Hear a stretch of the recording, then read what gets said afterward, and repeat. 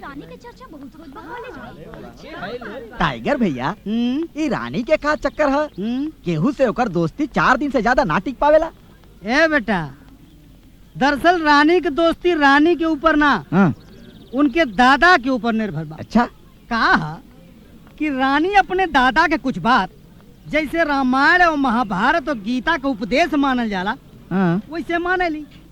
अब रानी के दादा कहले हमें, देखा बिटिया, अगर तोहरा के कोनो लड़का पसंद आ जाओ तो ओकरा साथ सीरियस होकर से पहले वो लड़का के हमरा से मिलवा दिया। अब उस चक्कर में कितना सार लोग गैलन मिले और रिजेक्ट होके चले अले। लेकिन उस्ताद, रंजीत के का हुई हो? आजकल रानी के आगे पीछे बड़ा दौड़त बा।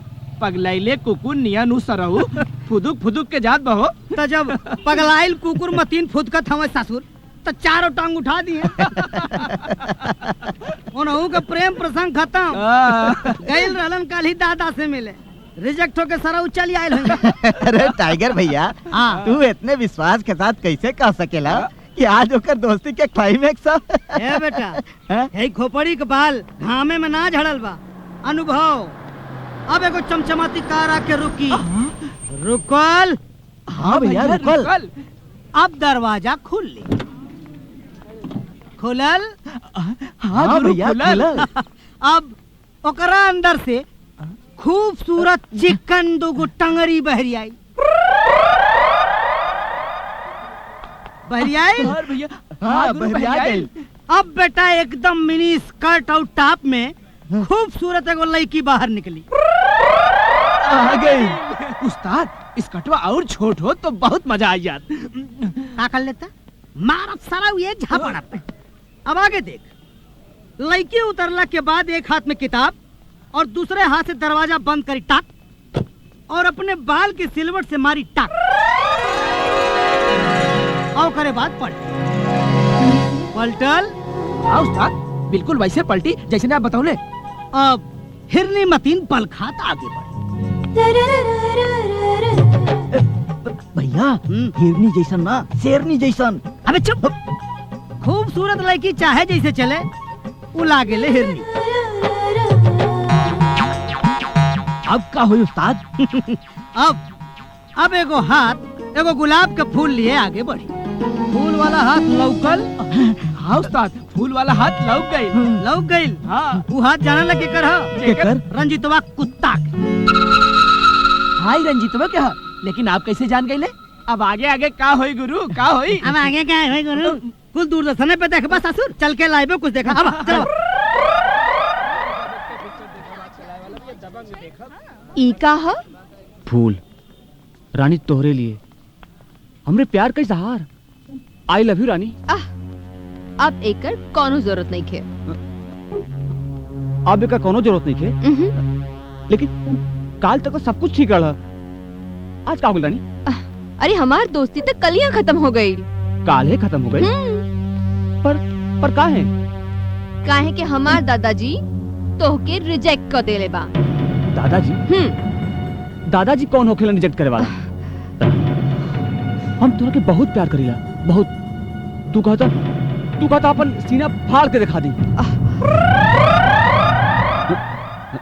ई का रे? चाकू सीना फाड़े के ऐसे बढ़िया मौका ना मिली, फाड़ दी। रानी साले तोरा के पेशाब लग गइल। अरे चुप! एको काम तरह से ठीक से ना हो सकेला। ससुर जीवन भर तू धतुरा के पेड़ बन के रह जेबे रे। अरे तहरा के अच्छी तरह से मालूम है ना कि हम गांव में सब कुछ बेच बाच के, खेत मकान सब बेच के तोरा के शहर के कॉलेज में एडमिशन करौनी, केवल रानी के खातिर। और तू ससुरा मुंह लटका के आ गईला हमरा सामने, कहे कि रानी हमरा से मुंह फेर लेला। ससुरा तई ने त का करी बाबूजी, हम तो बहुते कोशिश कैली। अरे कोशिश हमरा तो बुझाता कि तू जीवन भर कोशिश करते रह जेबे, और हम दोनों बाप बेटा कटोरा लेके भीख मांगब साला हमनी। ए बेटा देख हम बहुत मेहनत करके, सब कुछ सोच विचार करके गांव में अपन एक सामान बेच के शहर में इठाओ ठट्ठा खड़ा कैनी, एक खातिर कि तू रानी से ब्याह करे में कामयाब हो जी। बड़ा मुश्किल से बेटा हम एक तो आसामी बटोले बानी। हाँ, वो कोनो हालत में निकले के ना चाहिए। अगर तो तू बेटा रानी से शादी करे में कामयाब हो गई तो बेटा तू सोना के थाली में खाना खीबे और चांदी के पलंग पे सुतबे। तो साला जीवन भर दोनों बाप बेटा कटोरा लेके भीख मांगब रे।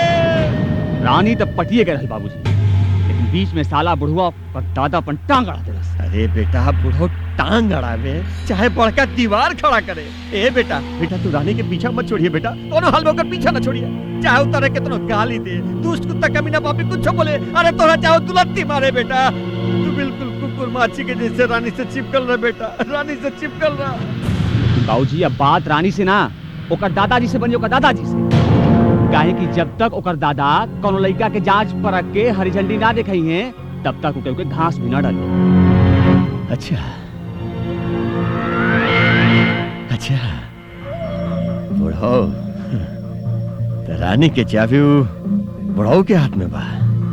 बहरहाल बेटा तू रानी के पीछे पड़ल रानी के पीछे, और हम बुढ़ो के अपन बोतल में उतारा तानी। भगवान दास चौधरी।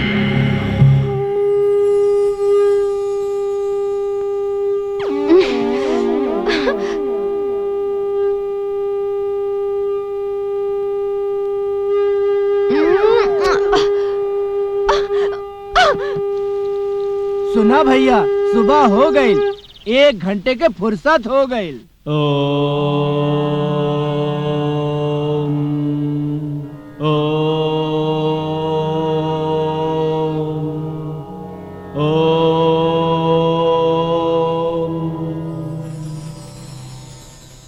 हे प्रभु, आप हमके जीवन के सारा सुख सुविधा देनी, हमार सारा मुराद पूरा कर देनी।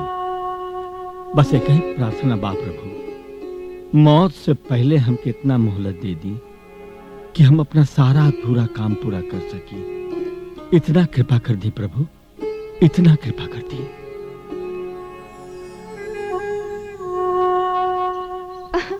काका दादाजी पूजा करके उठ गए। हाँ बिटिया रानी, अब उठई वाला बानी। नमस्ते। नमस्ते। नमस्ते। खुश रह। दादाजी हर रोज पूजा घर में बैठ के भगवान से का मांगीला? अरे बेटी, हर इंसान की तरह हमरो भी अरमान बा, ओकरे पूरा करे खातिर भगवान से प्रार्थना करीले। दादाजी गाड़ी बंगला नौकर चाकर पैसा प्रॉपर्टी सब तो बारवा लगे, अब कवन अरमान अधूरा रह गइल बा? तोहार बियाह। हमार शादी ब्याह के? हाँ, कोनो अच्छा सा लड़का देख के तोहार बियाह खूब धूमधाम से करवा दी तो हमहू अपना जिम्मेदारी से मुक्त। इतना लड़का लोग तो आइलन आपसे मिले, आप तो सबके रिजेक्ट कर देले बानी। अरे बेटी, वो लड़का लोग तोहारी करोड़न के प्रॉपर्टी खातिर आयल रहले, तोहरा खातिर ना। हमके तो वो लड़का चाहिए जे तोहार प्रॉपर्टी के ना तोहके प्यार करे, तोहसे प्यार करे, इतना प्यार करे कि तोहार बचपन में मुअल माई बाप के याद जीवन में कभी ना आवे। यहाँ तक कि हमहू अगर दुनिया से गुजर जाएं तो तोहरे जीवन में कोनो कमी ना आवे। दादाजी हमार माई बाबूजी सखा सहेली सब रवा बानी, बाकी आपके का करे के बा आप जानी। बस हमके इतना पता बा कि आज हमके कॉलेज से आइले में देरी हो जाए। तेरी हो जाए बाकी वो का है। दादाजी रवा की चिंता करे की कोनो बात नहीं खे, काहे से आज कॉलेज में एगो कल्चरल प्रोग्राम बा और ओमे हम मेन किरदार निभावत बानी, यही से देरी हो जाए। दादाजी रवा चिंता मत करी। अच्छा, बाकी तू अपन ख्याल रखिए। बाय दादाजी। बाय। बात चाहे जौन होखे, लेकिन एक रात में जवन तू हंगामा मचा देला, लइका लइकी सब तोहरे चर्चा करत हवन। भाईवा तो जादूगर हवे, कमाल का काम कैले हवे। हाय। अरे चल देख लिया रे। आई एम रानी।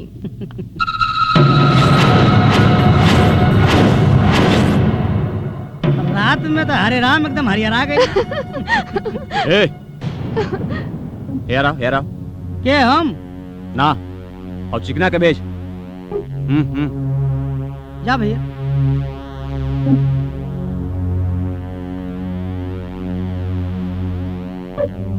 का बात बा? कौना क्लास में पढ़ले रे? Engineering first year diploma. ओहो, तब तते हमरा से जूनियर बाड़े। ए, हाँ। एकरा के 5 रुपया दे रे। अच्छा, हमरा खातिर जाके बाहर से सिगरेट लेके आवे। हम यहाँ पढ़ाई करे आइल बानी, सिगरेट ले आवे ना।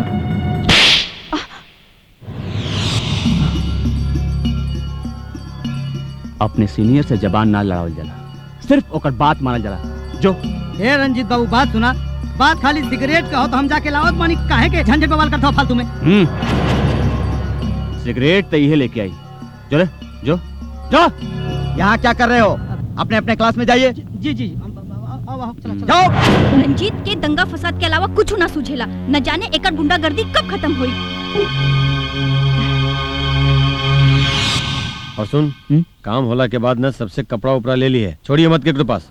और देख ये ना 10-10 रुपया के नोट सब में बांट के सबके यहाँ से रफू चक्कर कर दिए। ठीक है साहब। ठीक से? हाँ जी साहब, गाड़ी आ गई साहब। जय जयकार बोल बोल बोल।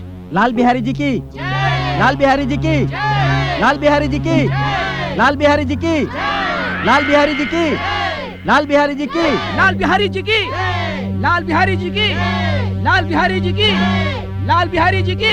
अरे जाओ जाओ, सब में बांट दिया। देखिए कोनो छूटे उठे ना। हाँ, सब में एक एक अपने हाथ से दे दिया। जी। भाई साहब, ई कौनो मन्नत रहल का? अरे ना ना भाई साहब, कोनो मन्नत उन्नत ना रहल। दरअसल अपन मन के शांति खातिर ये सब काम हम कुल करत रहिला। अरे वाह, बड़ा नेक विचार बा आपके। कभी हमरो गरीब खाना पर पधारी ना, यहीं बगले में घर बा। भगवान दास चौधरी नाम बा हमारा। हाँ चौधरी साहब, अरे बिल्कुल आई। मौका मिलते ही हम बहुत जल्दी आपके घर आए। अच्छा जी प्रणाम। भगवान दास चौधरी। अरे चौधरी साहब, ये मौका के तलाश में तो हम रहली। आई भो, जरूर आई तोरा घर। You idiot!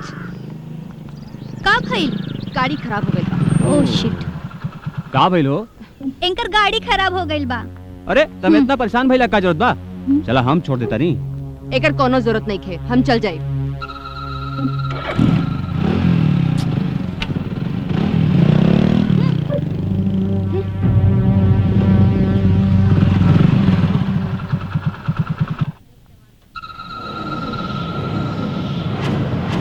ए मुच्छड़, सिगरेट पिलाओ।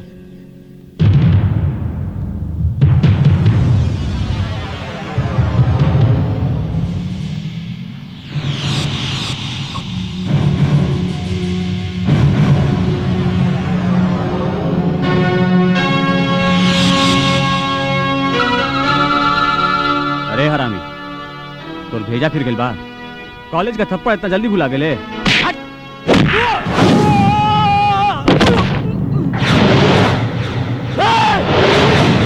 साला तू हमरा ऊपर हाथ उठौले?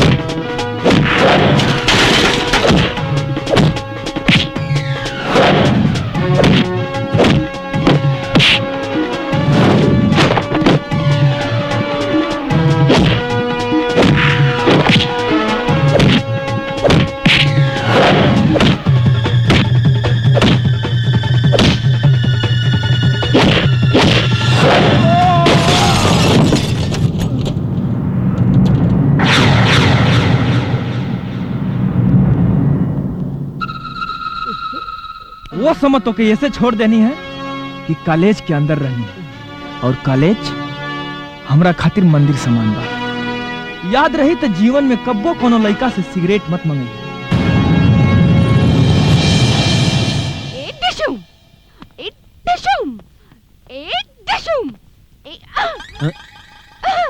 का बात बा बिटिया? ई बॉक्सिंग कराटे के प्रैक्टिस काहे होत बा? प्रैक्टिस ना दादाजी, आंखों देखी हाल। आंखों देखी हाल कैसन? कहाँ? हमारी कॉलेज में दादाजी जबरदस्त एक्शन, मारा मारी, लाता लाती, घुसम घुसी, पटका पटकी, जबरदस्त पिटाई, और फिर वार्निंग। अरे भाई कुछ बताइबो करबू कि खाली बुझौनिए बुझेबू के कैलस ही सब? अमर दादाजी, अमर। अमर? ये अमर के है? लड़का नंबर 1। हाँ? लड़का नंबर 1? हाँ दादाजी, लड़का नंबर 1। डांस में नंबर 1, गायकी में नंबर 1, और अब तो फाइट में भी नंबर 1। और संस्कार तो इतना दादाजी कि कॉलेज के भी मंदिर समझेला। अरे भाई वो लड़का में एक के साथ इतना गुण बा त कहियो हमरो से मिलवावा। बिल्कुल दादाजी, अमर की तो कोनो तरह से आप कबो रिजेक्ट कर ही ना सकेला। अच्छा हाँ तो ठीक बा, एक दिन ले आबो उनकरा के। एक दिन काहे, हम तो उनके बिहाने लेके आवता नहीं। थैंक यू दादाजी।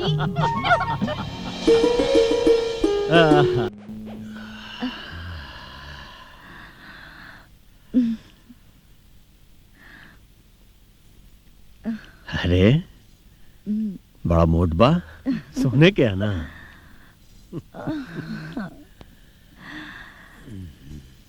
हाँ, पूरे 10 तोले के बा। हाय हाय, हमरो लॉटरी लगे तो हो 15 तोला के बनवा दे। लॉटरी? लॉटरी हमरा हाथे करोड़ों के माल लगे वाला बा। बस एक बार माल हाथ लग जाएगा ना, ये सब नाच गाना बदनामी के धंधा सब छोड़वा के रानी बना के तोहरा अपना साथ महल में रखो हो, महल में। अच्छा, ऐसा कौन सा लॉटरी हाथ लग गई बा? हाँ,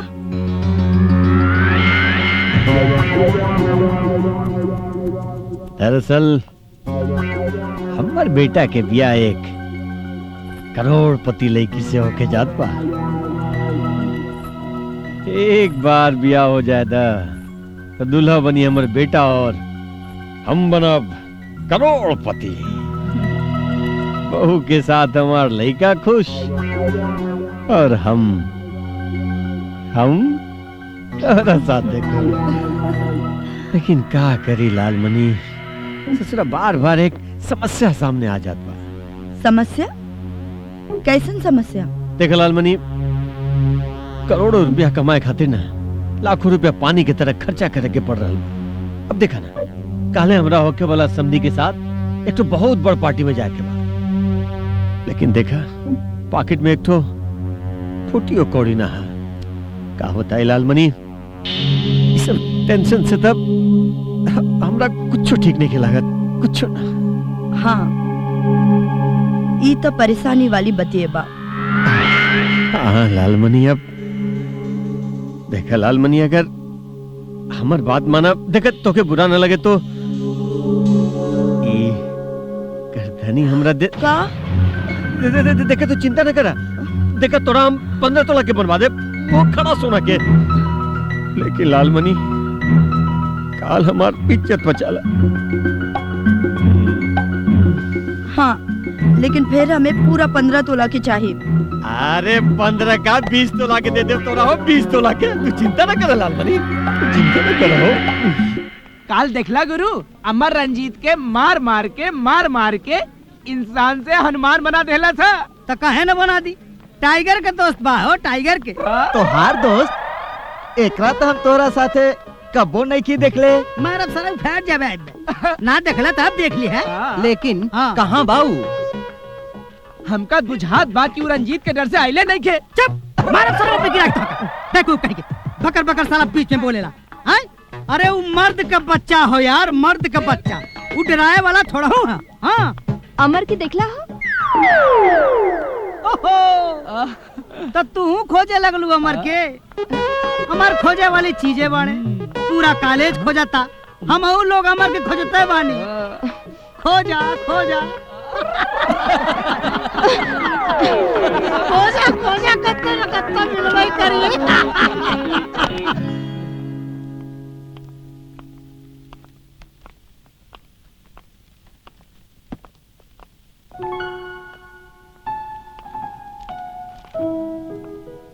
हाय। है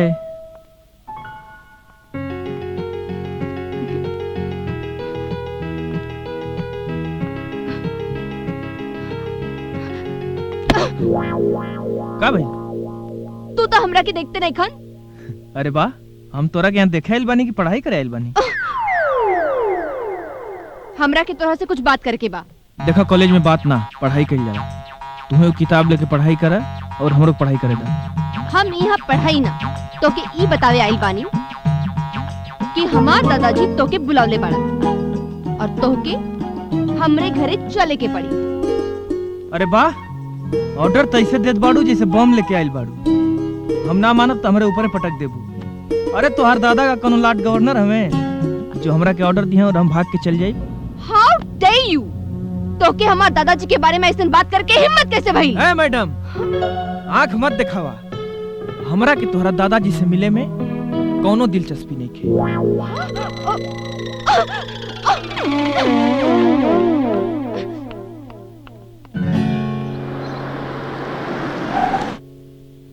पता ना अपने आप के का समझत हो। तनी एक तारीफ का हो गई, दिमाग सातवें आसमान पे चढ़ गई। सीधे मुंह बातें नहीं की करो। रामू जी का बात है बिटिया? केकरा ऊपर इतना गुस्सा उतार रहल बाड़ू? अमर के ऊपर दादाजी। अमर के ऊपर? बाकी वो का है? दादाजी वो एक नंबर के अखरूबा कहता कि तोहर दादाजी को लाट गवर्नर हवे कि हम चल जाई। ओ तो ई बात बा। अरे तय में इतना परेशान होके के कौन जरूरत? ना आइले तो ना आइले, उनका से मिले हम चल जाए। अब का भाई? थैंक यू दादाजी। यार बड़ा मजा आई, कमाल के एकदम कुल रहे समझ ले एकदम। ए भैया, अमर के हा? हे मरते तो के अब ले है ना पता कि कॉलेज में अमर के हा? कै साल से नौकरी करत हवा? 15 साल से। 15 साल से? तब वही चपरासी हवा। हे मर्दे, 15 साल में चपरासी से क्लर्क, क्लर्क से प्रवक्ता, और प्रवक्ता से प्रिंसिपल बन जाला, और तू अब वही चपरासी के खूंटा चाप के पकड़ ले हवा। का बात है भाई? हम ही अमर। पहचान ला। तो के ऑफिस में वो प्रिंसिपल साहब बुलावले बाड़े। अच्छा, प्रिंसिपल साहब? हे मर्दे, तो बड़ा गड़बड़ बात हो। हमके लागत हो रंजीतवा से झगड़ा भइल है ना, प्रिंसिपल साहब तक खबर पहुंच गई। भैया जान ले, बड़ा कड़क मिजाज हिटलर का बाप हो। जा जा, अब राम ही जान बचाए, अब बेड़ा पार लगाए। कब से हम एक लाइन मारतानी, अब ये ससुरी मुस्किया के गुदगुदा के भाग जाती है। खैर, मछली कटिया में फंसे से पहले पहले टुकटुकावे, यह टुकटुकावतिया। मे आई कमिंग सर? कम इन। प्रणाम सर। तोरे नाम अमर हा? जी सर। तू यहाँ का करे आइल बाड़ा? सर दरअसल कालू रंजीत। काल की बात हम नहीं की करत, हम आवे वाला कल की बात करत बानी। का करे आइल बाड़ा? पढ़ाई करे सर। कौन सी पढ़ाई? Engineering diploma. के बात हो रहा घर में? बस माई बाड़ी। और पिताजी? बचपन में ही पिताजी के मौत हो गई सर, तो उससे हमार माई हमके पाल पोस के बड़ा कैनी। उनकर एगो सपना बा सर कि हम पढ़ लिख के एगो काबिल इंसान बनी। हम बहुत गरीब आदमी हैं सर। हमरा आज भी याद बा कि हमार माई हमरा के कॉलेज भेजे खातिर कौन कौन उपाय कैनी। ला बेटा, रख ला तोहरे एडमिशन और फीस के पैसा। माई हमके मालूम बा कि पैसा तू खेत और घर गिरवी रख के देत बाड़ू। बेटा, आखिरी समय में तो हर बाबूजी हमसे वचन ले रहे कि हमरे लइका के पढ़ा लिखा के खूब बढ़न आदमी बनई है। तू चिंता मत कर माई, हम तो आर सपना बाबूजी के देहल वचन जरूर पूरा करब। हमके मालूम बा बेटा कि तू हमार सपना अपन जरूर खेती बाड़ी पूरा गिरवी रख के दूसरे के मेहनत मजूरी करके हमार माई गुजर बसर करत बाड़ी। तब तक पढ़ाई के साथ साथ तोके पैसा के भी जरूरत होई। नौकरी करबा? नौकरी? हमरे ठो दोस्त के कारखाना बा, वहाँ इंजीनियर के पद खाली बा। कहा तो तुहार नौकरी हम वहाँ लगवा दें। ये कैसे हो सकेला सर? अभी तो हमारी इंजीनियरिंग की पढ़ाई भी नहीं है पूरा भाई, और हमरा के डिप्लोमा भी नहीं है मिला। आहा, वो सब तो हमरा ऊपर छोड़ दे। खाली तुहार नाम रही, काम तक केहू और करी, तो के जाके खाली तनख्वाह लेवे के बा। ना सर, हम केहू के धोखा दे के हराम की रोटी ना खा सके, और जौन चीज के लायक हम ना बानी वो चीज पे झूठ के सहारे कब्जा जमावे खातिर हमार जमीर इजाजत ना दे सर। अच्छा, अब तो जा सकेला। अच्छा, प्रणाम। नमस्ते।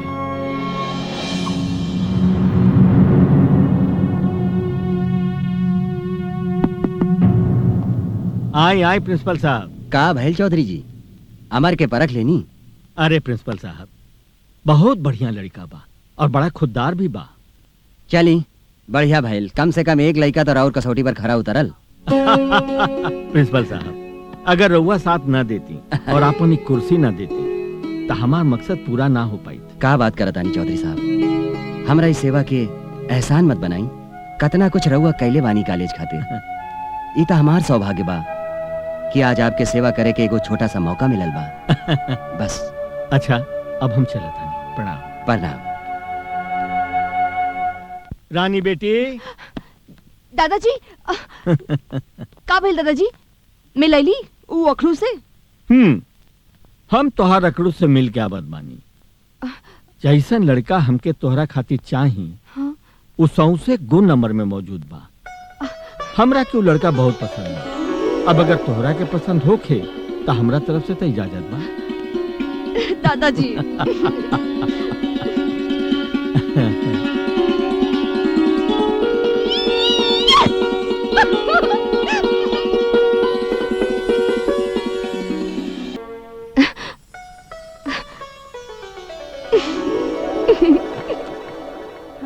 ठीक बा ना, मैडम से बात करके तुम्हें बताया। ठीक बा, लेक्चर के ठीक हो, लेट हो गया। घरे आई बना। ठीक है, चलो फिर मिलन जाए। हाँ, सही मौका बा टाइगर आज जहर कर दा।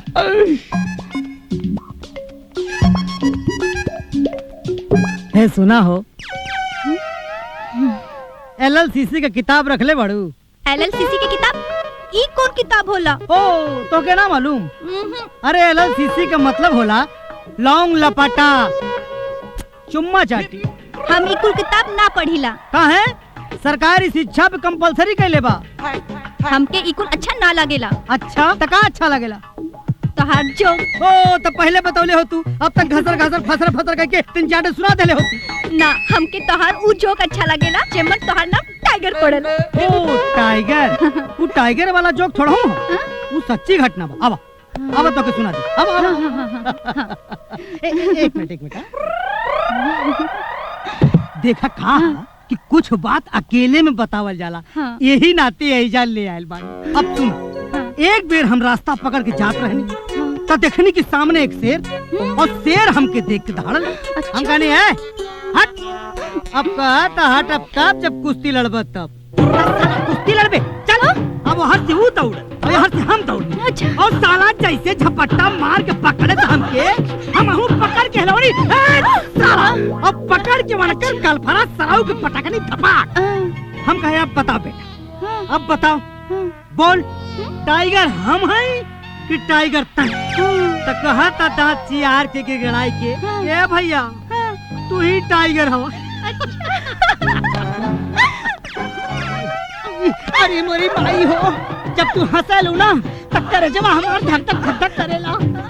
छोड़ा ना, क्यों देख ले? अरे हम काहे छोड़ी, क्यों ना देखे? तू चिंता मत करा, हम हेजा ले वाली के देखी।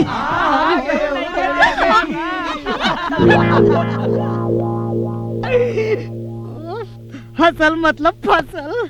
बैठी बैठी लाल बिहारी जी, अरे भाई उस दिन मंदिर में बड़ा दान पुण्य करत रहनी, का धंधा बिजनेस बाप के। चौधरी साहब ही पूछी कि का धंधा नहीं के हमरा लगे। बिहार में कोयला के खदान बा, तो यूपी में ठेकेदारी के धंधा बा, पंजाब में चीनी और गेहूं के धंधा कैले बानी, तो एमपी में इतना बड़का फार्म हाउस खोल के रख ले बानी और महाराष्ट्र में तो एक्सपोर्ट इंपोर्ट के धंधा बा। और चौधरी साहब ये सब खाली इक्के को बेटा खातिर बा। एक ही बेटा बड़े आपके? जी चौधरी साहब इक्के को बेटा बा और वो यहीं के कॉलेज में पढ़ेला। चौधरी साहब हम तो सोचता नहीं ना कि ओकर पढ़ाई लिखाई खत्म हो जाए ना तो सब कारोबार धंधा ओकरा हाथ में सौंप के चुपचाप जाके सन्यास ले लिया और मंदिर में घंटी बजा के भजन कीर्तन करी बस। सन्यास ना लाल बिहारी बाबू, हर माँ बाप के एकरे अलावे भी एक और जिम्मेदारी होला, अपना बाल बच्चा के बढ़िया से शादी ब्याह करके ओकर घर बसा दे। चौधरी साहब अब शादी ब्याह के बारे में तो हमार विचार तो दुनिया से एकदम अलग है। दहेज के दम एकदम में खिलाफ बानी चौधरी साहब। हम तो ऐसा बहू चाहतानी कि एक जोड़ा में बहू बन के हमरा घरे आ जाए। और हाँ चौधरी साहब हमू घर में तो अपन बेटा के ब्याह हरगिजे न करब जे हमरा बेटा के घर जमाई बनावे के बारे में तनिका सोच भी ले बस। अब देखिए ना लाल बिहारी, हमार और आपके विचार कितना मिलत जुलत बा ना कितना अलग बा। अलग बा। हम तो अपना पोती के ब्याह ओ से करब जे हमारी करोड़ों के जायदाद संभाले और हमरा साथ घर जमाई बन के रहे।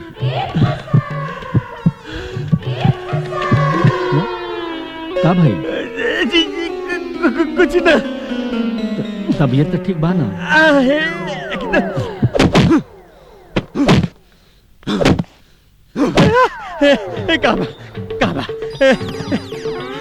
का कहा बा? अरे ससुरा छुरी कहाँ बा? छुरी छुरी का हुई? अरे छुरी का ही बाबूजी? मिल गया छोड़ छोड़ बाबूजी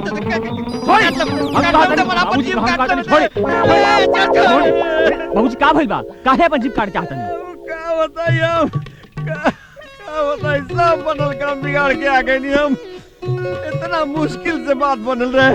रानी के दादाजी रानी के साथ तो हर भी आता है करे ही जात रहे कि हमरा मुझसे निकल गए कि हमारे बेटा घर जमाई न बनी रे बाप। सब बनल काम बिगाड़ गए। सभी जुआन की वजह से कब काटा बाबू छोड़ तो हर जवान फिसल जाता और रानिया हमारे हाथ से निकल जाती है।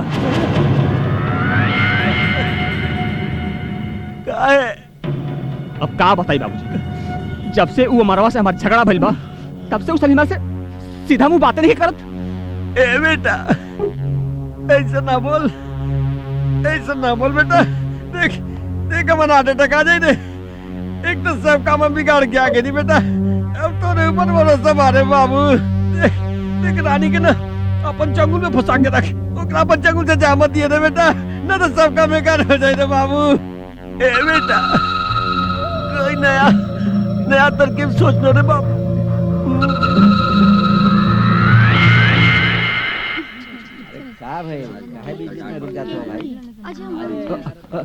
अरे रानी हमरा के तोरा से कुछ बात करे के बा। हम यहाँ पढ़ाई करे आयल बनी, बात करे ना। मोहब्बत करा, प्यार करा, जीवन में ऐसे करबो तबे मजा आई। अरे टाइगर अमर के देखला? अमर के का बताई, हम तो नहीं जुटत हई। और जब कतो ना मिले समझ ला हां लाइब्रेरी में होई। हां आओ चला। ए टाइगर हां ऐसे काहे जात बड़ा? अब का बताई, संगत से गुड़ होत हैं और संगत से गुड़ जात, बांस फांस और मिश्री एक के भाव बेकार। का मतलब? मतलब ये है कि हम कॉलेज में पढ़े आयल हई, ई गुंडा मवाली बने ना आयल हई। अब चला। रानी हम ही गुंडा मवाली नहीं बने आयल, हमरा के अपन गलती का एहसास हो गइल बा। अगर तो के अपन गलती के एहसास हो गइल बा तो तोके अमर से माफी मांगे के पड़ी, काहे से गलती तोहार बा। ठीक बा रानी, तू जैसन कहबू हम वैसन करब। तो ठीक बा, चला अमर के पास। चला।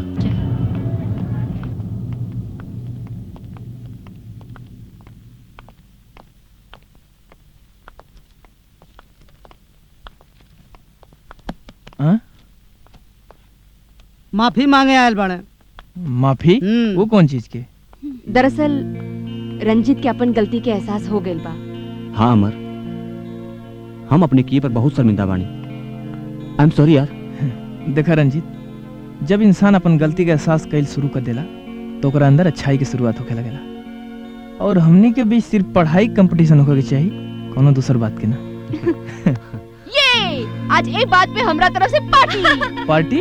वो कौन खुशी में? आज हमारा बर्थडे है ना, तो ओकरा खुशी में आज हमरा तरफ से पेप्सी पार्टी। वाह भाई, ये खुशी के मौका पर सर्विस हम दे। हम खाली सर्विस ले। Let's go.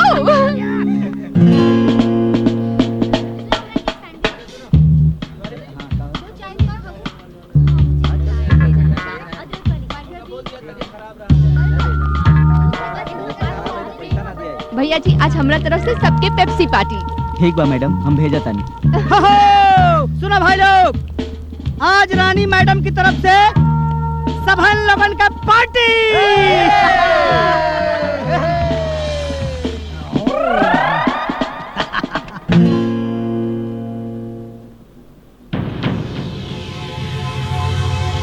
रानी के जन्मदिन था 15 तारीख के बाद, तो आज काय पार्टी देत ताड़ी? ई सबसे उ सबसे तोहार का मतलब? पार्टी मिला था तो पार्टी ला। ए पी है हमार रानी मैडम, और पी के जब लड़खड़े हैं उनके अपना कोरा में उठा के उनके घरे तक पहुंचाए। Happy birthday to you Rani. Rani specially तोहरा खातिर। Thank you. और अमर हई तोहरा खातिर। Thank you. हम होगा टाइगर हई तोहरा खातिर। जियो बेटा। और बबली हई तोहरा खातिर। Thank you. ए लाइकवन के दा।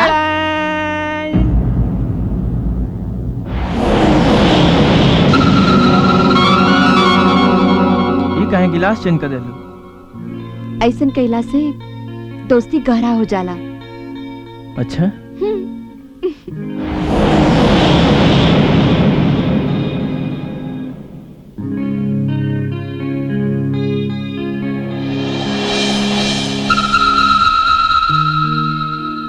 अब का भाई? एक दूसरा के झूठा पियला से प्यार गहरा हो जाला। देखलू, रानी और अमर के तरह बदल बदल के पियता ने। लब हमनो बदल जाओ। लब ऊ काहे? हैं? ऊ काहे? अरे सुनू ना, है का? एम्मे से उम्मे डाले से प्यार और दोस्ती बढ़ जाता। लब अला पिया मारा मजा जिंदगी का।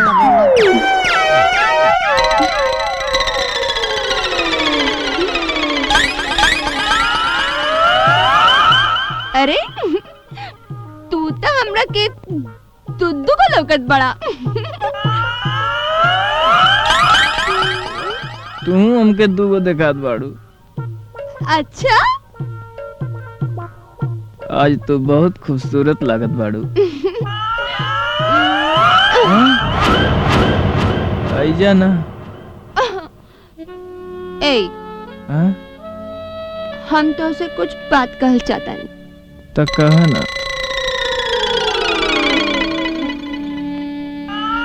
आई love you. I love you two.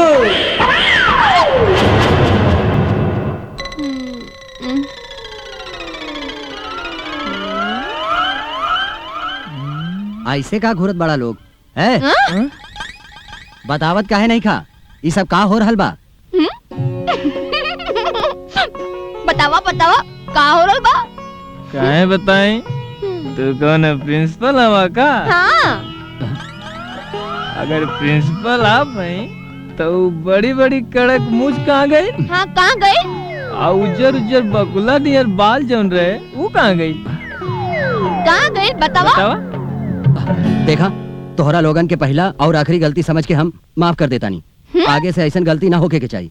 चला जा यहाँ से, चला। कमाल बा, कॉलेज में नकली प्रिंसिपल आ गई बा। चल रे सोनिया। हाँ, चला।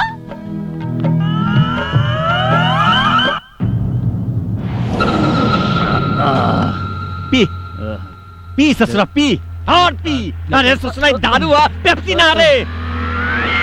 तईने यहाँ तक कुछ कारण पोले आके यहाँ बोतल पे आपत से की बगान में खिसियानी बिली खम्बा नाचे तारा पे भरोसा किल बेकार बारे तारा से कुछ नौकरी बेटा कुछ नौकरी यही तरह रजे में और ससुरा हमरा भिखारी बना के रख दे तू लालची बुढ़ा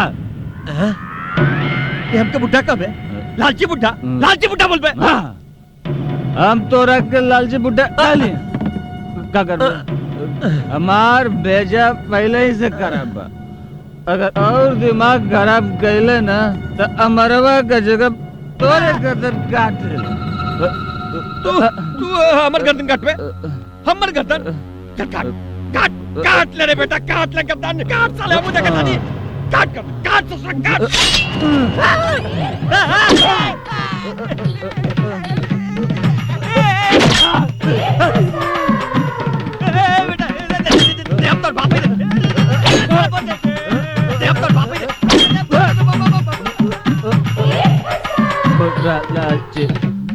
साला बुढ़वा गल का लोग आ गए साला बुढ़वा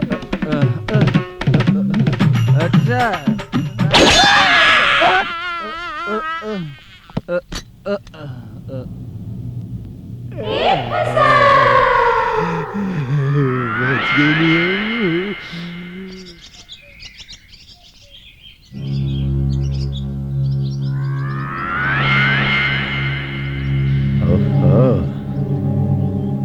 आ गईला हमार बबुआ लागता कि हमार बेटा के रात के नशा उतर गई।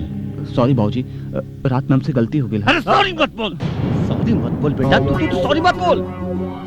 अगर हम काले टेबल के नीचे ना आई थी ना तो सॉरी सुने खातिर हमारे गर्दन ना बचे। ससुर हाथ तलवार ऐसे भाजत रहे जैसे हम तोर बाप नहीं करो दुश्मन है साला। अब क्या बताइए बाबूजी, जब से मरवा के बारे में सोचता पता नहीं कहा हमारे दिल दिमाग में आग लग जाता। आग लग जाला। अब तू अमरवा के बारे में सोचल छोड़ और रानी बिटिया के बारे में सोचल शुरू कर। बुझले बेटा, तू चौनी छाप अमरवा के ना आपन और रानी के बीच से गोर में गरल कांटा जैसे निकाल के बाहर फेंक दे और नए तरीके से रानी के पटावे के उपाय सोच। और हम तो बेटा तो रानी के दादाजी के दिल में आपन जगह बनावे खातिर कोनो नया पैतरा सोचे। बुझला बेटा? हाँ बाबूजी। लेकिन रानी तू हमके अपना घरे कहाँ ले आत बाड़ू? कुछ और काम से। कुछ और काम से? होना काम से? भीतर चला, पता चल जाए। हाँ चला। आवा जल्दी आवा, आवा जल्दी चला। चला। अरे चिंता कैला के कोनो बात नहीं खे, मंत्री जी से बात हो गई बा। हाँ अच्छा प्रणाम। दादाजी। ये तुम्हारे दादाजी? हाँ। प्रणाम। हाँ हम ही हैं इनका दादाजी, प्रिंसिपल ना। अरे खुश रह। आबो बेटा आबो।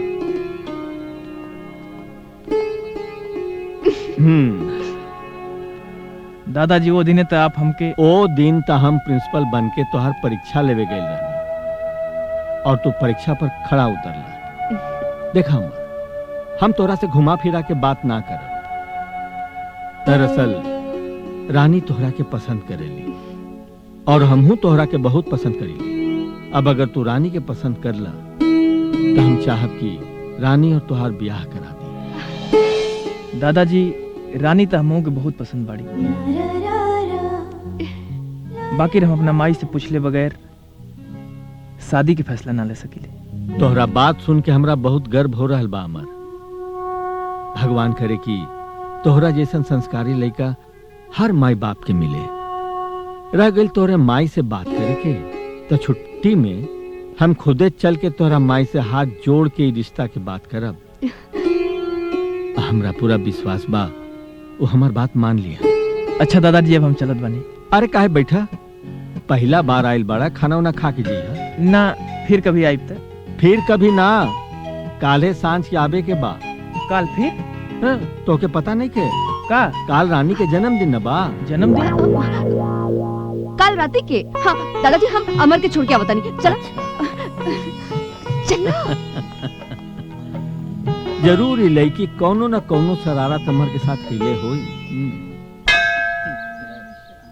हे प्रभु, आज हम बहुत खुश बानी। रउआ आशीर्वाद देके हमार जीवन के सबसे बड़ चिंता से हमरा के मुक्त करा दी।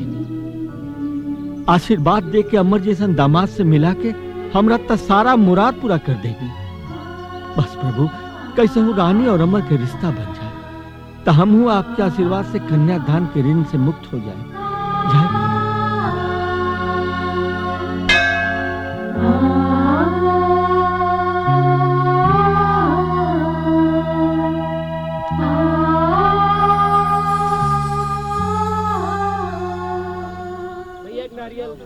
अरे लाल बिहारी बाबू नमस्कार।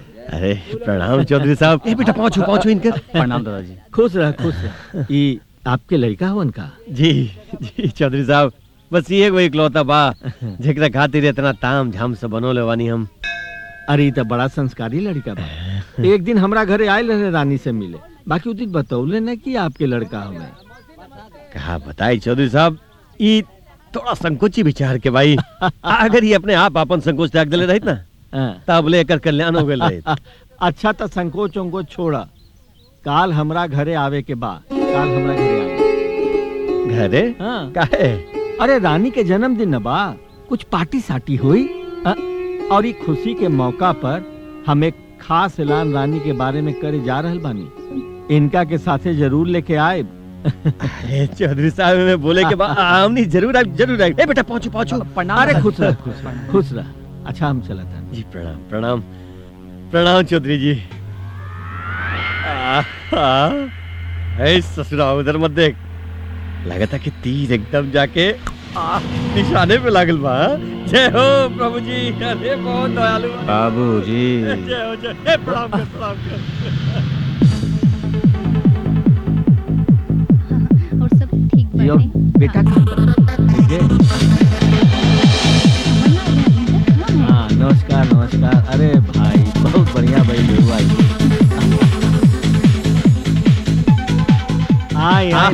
प्रणाम चौधरी साहब, बच्ची के बर्थडे बहुत बहुत मुबारक हो। अरे बेटा तू आगेला अच्छा कइला। अरे कैसे ना होते, आपके आदेश जनरल ताबी के पड़ी। अरे तो तू यहाँ कहाँ खड़ा बड़ा? जा जा रानी के फूल उल्टा, वो तोहनी के टोली है। हाँ जा बेटा जा बेटा, चौधरी साहब के आदेश माना भाई। जा जा। आए बिहारी। आइए आइए। रानी हाय। हाय। जन्मदिन पर हमारा तरफ से तोहरा के बहुत बहुत शुभकामना। है तोहरा खातिर रानी।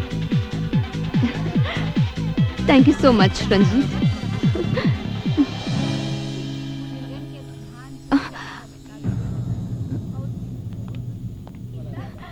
अमर काहे इतना देर लगा देला? सॉरी थोड़ा लेट हो गया। इका छुपावता रहा? कुछ ना। अमर वाओ हाउ स्वीट, कितना सुंदर बा। रानी दरअसल इतना बड़ पार्टी में हम पहली बार आइल बानी, तो हमरा ये ना पता रहे कि एगो फूल ना बल्कि बहुत बड़हन गिफ्ट दिया जाला। ए पुत्तू, एक गिफ्ट हमरे लिए सबसे प्यारा बा, बाकी सबके गिफ्ट कहीं ना कहीं धरा जाए। बाकी एक गिफ्ट के तो हम अपनी चूड़ा में सजाई।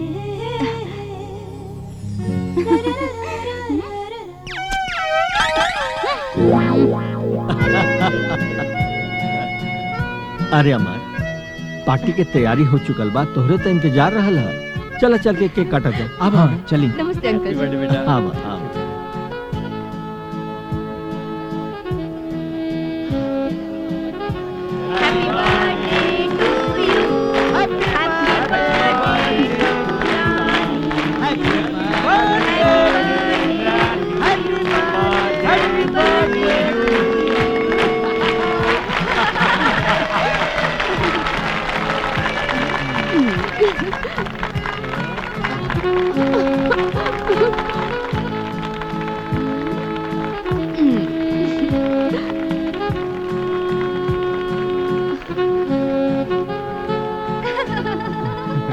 रानी हमरा हाथ से। सुनी सुनी भाई लोगन, आज एक खुशी के मौका पर हम एक खुशखबरी और सुनावल चाहत बानी। आज हम अपना पोती के सगाई अमर से करतानी।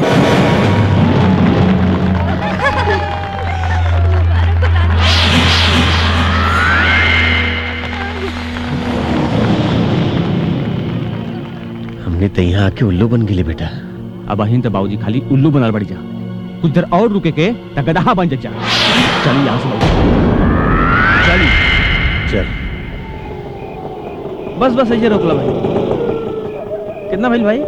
50 रुपया। इला ठीक बा।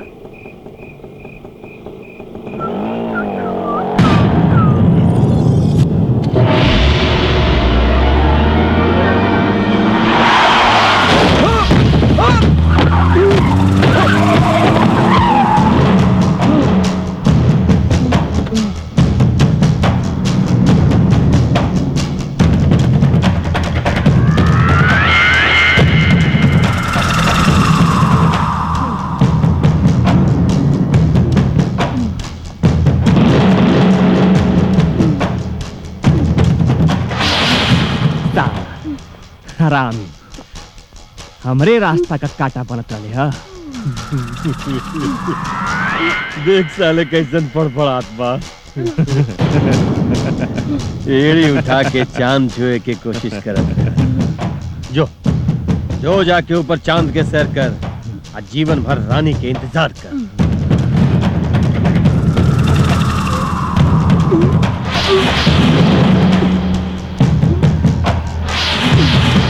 बस चल रहे बेटा, चले बाबा।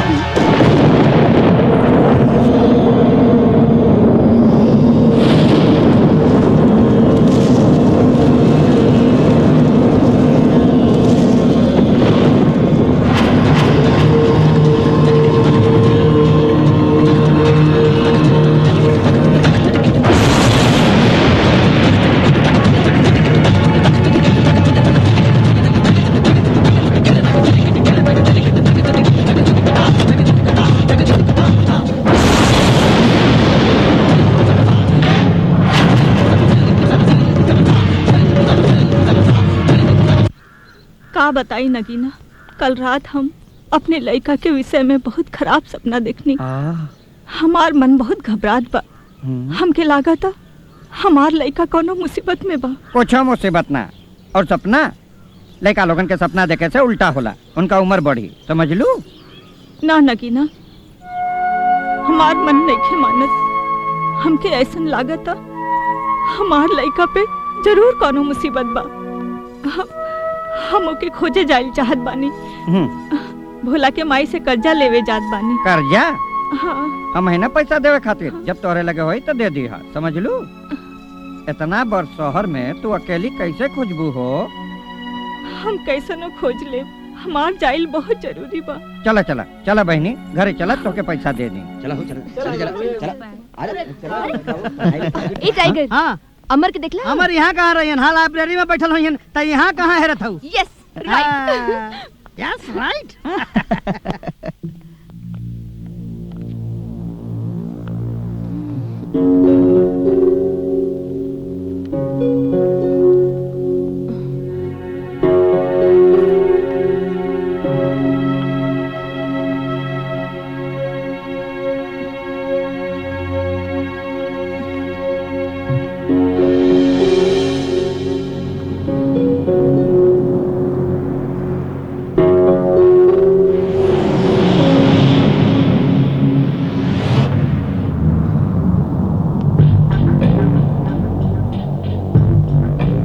रानी केकरा खोजत पड़ो? अमर के देखला? ना अमर के तो हमू ना देखली हां, लेकिन का बात बा? ना कुछ ना।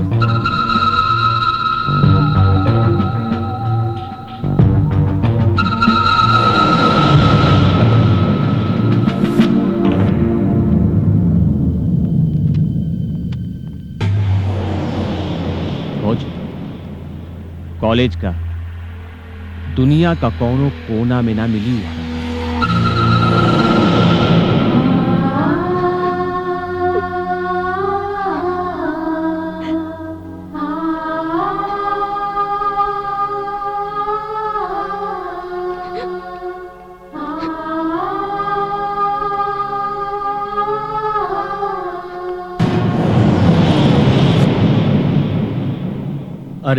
तू अकेले? रानी कहाँ बड़ी? रानी? कौन रानी? कमाल बा। अरे तू रानी के नहीं खजानत? हम कोनो रानी वानी के नहीं जानत। तय कर मतलब कि तब तो तू हमरो के नहीं खजानत? हम तो के कैसे नहीं जानत? हम तो तोरे पूरा खानदान के बारे में जानत नहीं। तुम्हार नाम भगवान दास है, तोरे बाबूजी का नाम रामदास है, दादा के नाम भोला दास है और परदादा के नाम भवानी दास चौधरी है ना। बाकी तू हमरा बारे में इतना सब कुछ कैसे जाने ला? अमर? अमर? कौन अमर? हमार नाम अमर ना, चित्रुस है। चित्रुस? हाँ, हम भगवान के भेजल दूत हैं। भगवान तुम्हार पूजा पाठ से खुश होके तुम्हार विनती स्वीकार कर ले। 40 दिन बाद तुम्हार मृत्यु होके वाली बात। का सोचे लगे? हमके 40 दिन तोरे साथ रह के तुम्हार मदद करे खातिर भेजल गइल बा। अब जौन भी तुम्हार अधूरा काम बा ओके पूरा करला। देखा, हम जानत है हमरा बारे में तो सब कुछ हमार पोती रानी से जान के तू हमरा साथ मजाक कर रहल बाड़ा। मजाक? मजाक तोरे जैसन तुच्छ प्राणी करेला। झूठ, कपट, छल, धोखा, बुराई, ये सब इंसानन के प्रवृत्ति होला, हम लोगन के ना। ये कैसे हो सकेला? जौना सूरत में हम तोहरा के अभी देख रहल बानी, इस सूरत तो अमर के है, जेकरे साथे हम अपना पोती के रिश्ता तय कर चुकल बानी।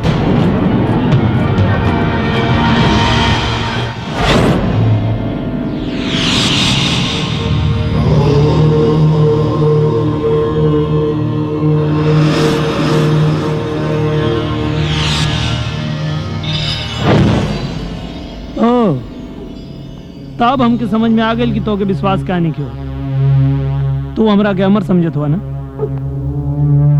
लेकिन हम अमर ना, चित्रो से अमर के तो मौत हो चुकल बा।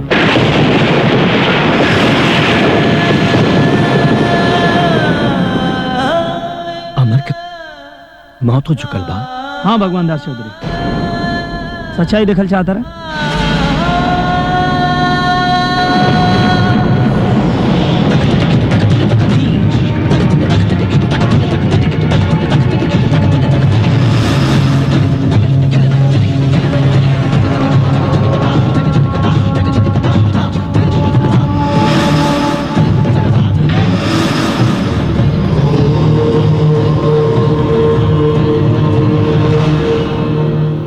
रात देवलोक से जब हम मृत्यु लोक में आई, तभी सड़क पर ही लाश के देखने, इस सुंदर शरीर देख के हमारे मन में विचार आई कि या तो लोग एके जला दी हैं या तो दफना दी हैं, और ना ही तो फिर सड़ गल ले। और हमके 40 दिन तक एगो इंसान के साथे रहे के बाद, तो काहे ना हम वो इंसान के रूप में रहे। यह सोच के इस शरीर के धारण करें। चित्रुस, तोरा के मालूम नहीं कि तू अमर के शरीर धारण करके कितना बड़ा मुसीबत खड़ा कर देले बड़ा। मुसीबत? अगर तू हमार मदद करे आई बड़ा तो फौरन अमर के शरीर ले जाके कहीं छोड़ आओ। शरीर छोड़ावा? लेकिन काहे? ए ले कि अगर हमार पोती रानी तो के शरीर में देख ली तो गजब हो जाए। एक पहले क्यों देखे, तू इस शरीर के ले जाके कहीं छोड़ आओ। ठीक बा चौधरी, जैसन तो आर मर्जी।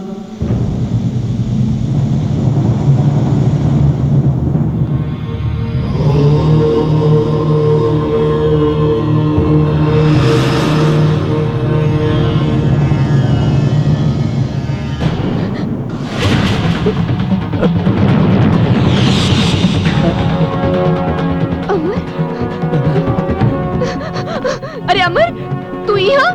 हम तो के पूरा कॉलेज में ढूंढत बानी और तू यहाँ दादाजी के साथ गप लड़ावत पड़ा। कॉलेज काहे ना आइला? हां कॉलेज? कैसन कॉलेज? हमके लागत बा कि इनहू के कोनो गलतफहमी हो गई। का मतलब? मतलब ये बा बेटी की अमर थोड़ा परेशान बाड़े, वही से कॉलेज छोड़ के हमरा लग गया। हम इनका समझा देते। लेकिन अमर, दादाजी,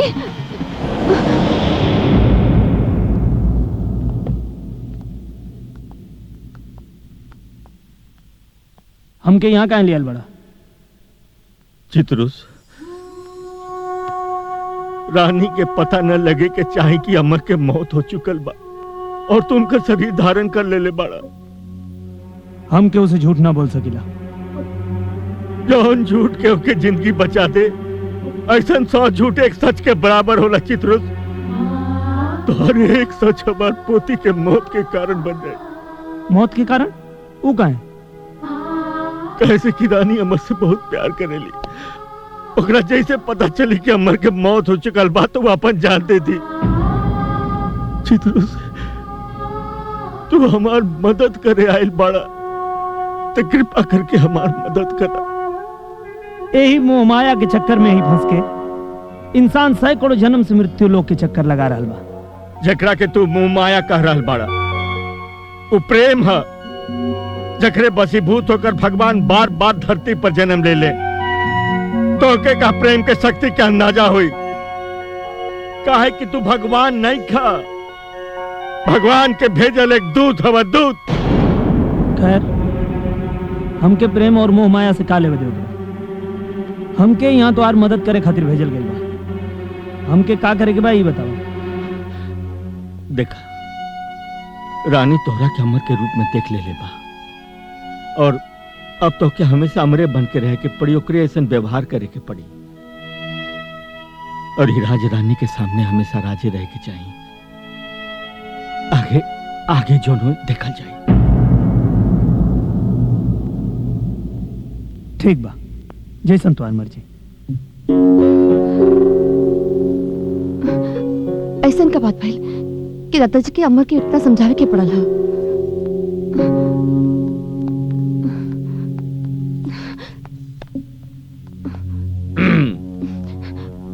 दादाजी का भइल?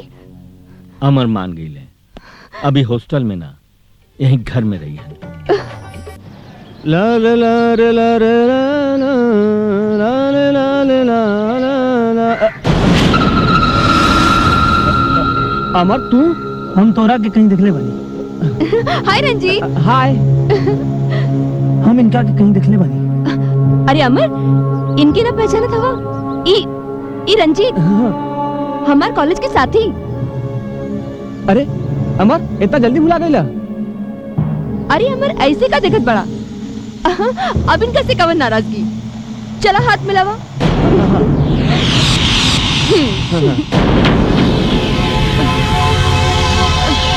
By bye. चला।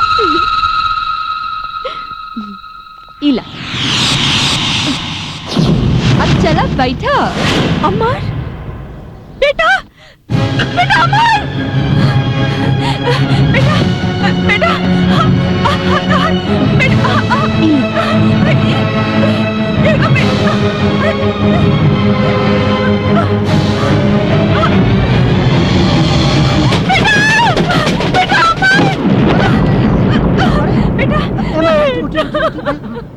आराम से उठ जाएं। हाँ। बेटा, हे माजी, तू हाँ गरिया के पिछवा काहे दौड़त बाड़ू? हमार बेटा अमर है। बेटा? वो तोहार बेटा हो? अच्छा, अब समझ में आयल। हे माजी, जब से ही चौधरी सेठ के घर जमाई बनल बने, तब से इनके क्यों लौकत नहीं की। उनके आंख में धन दौलत के पर्दा चढ़ गए। उनके खाली एक आदमी लौकत हो, रानी। हित मीत सबके भुला गए बाणे। रानी? हाँ माजी। घर जमाई? हाँ। हम कुछ समझत नहीं थे। हमारे साथ घर चला। हाँ। हम तोहरा के सब समझा दे। अब बेटा तू के?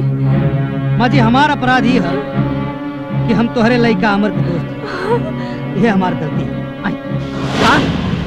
तू जिंदा बा? हाँ बाबूजी, हमारा जिंदा बा। हम ओकरा से अभी ने मिल के आवत नहीं।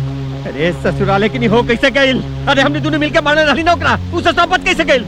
इहे तो हमारो समझ में नहीं आवत बाबूजी कि उ साला जिंदा कैसे बच गई। और सबसे ताजुब का ई बात बा कि उ साला हमारा के पहचानलस नहीं। अच्छा, ए बेटा, चल कोनो बात नहीं है, लेकिन बेटा सुन, जबले हम पता न लगा ली कि सच्चाई का बा, तो हरामी बचल कैसे, तबले तू अमरवा से सावधान रहिए बेटा। ठीक बा बाबूजी, सावधान रहिए। प्रभु, ये आप हमके कौन धर्म संकट में डाल देनी प्रभु। अब तो हमरा अपना आगे कुआं और पीछे खाई दिखाई देत बा। मौत के पैगाम लेकर आप ऐसा एगो दूध भेज देगी जो हमार पोती के मौत के कारण बन जाए प्रभु, हमार पोती के मौत के कारण बन जाए। आप ही कुछ रास्ता दिखाए प्रभु, आप ही कुछ रास्ता दिखाए कि हम क्या करें, हम क्या करें।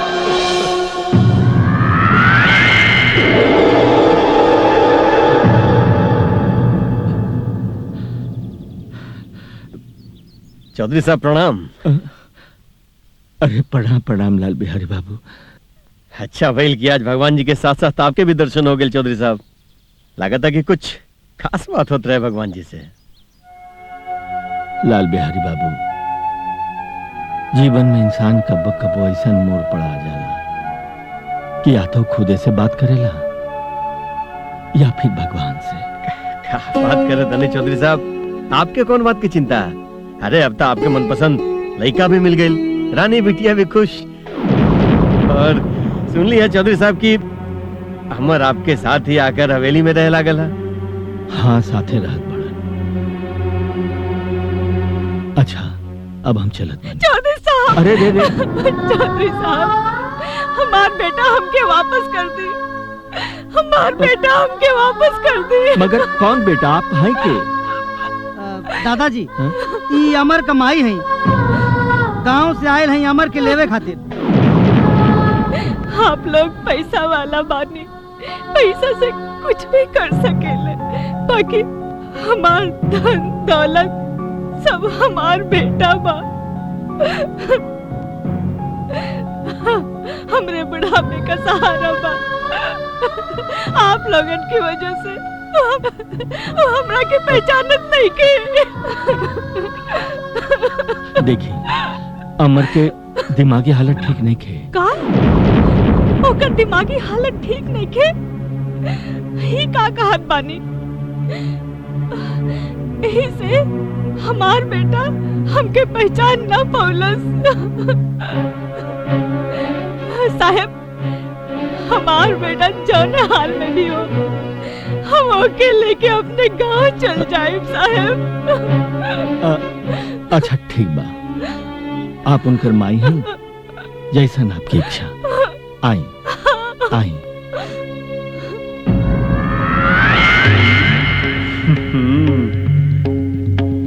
सही बात है हो चौधरी साहब। अरे रानी का कर बारे?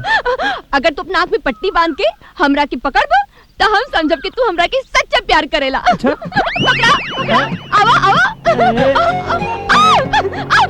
अमर, आवा आवा अमर, अमर है नहीं अमर, अमर अमर है नहीं, आवा है नहीं, अमर अमर है नहीं, है नहीं अमर है नहीं, आवा है नहीं, अमर अमर अमर अमर बेटा, अमर बेटा, अमर बेटा चला, हम तो के ले जाए पानी। चला बेटा। कौन बेटा? कैसन बेटा? हम कहीं ना जाए, हम यहाँ चौधरी खातिर आयल बानी। बेटा ये तो का कहता डा? हम तो हर माई है, तू हमके काहे नहीं के पहचानत? रोवा चिंता मत करी, हम अमर के समझात बानी। अमर कहने आवा।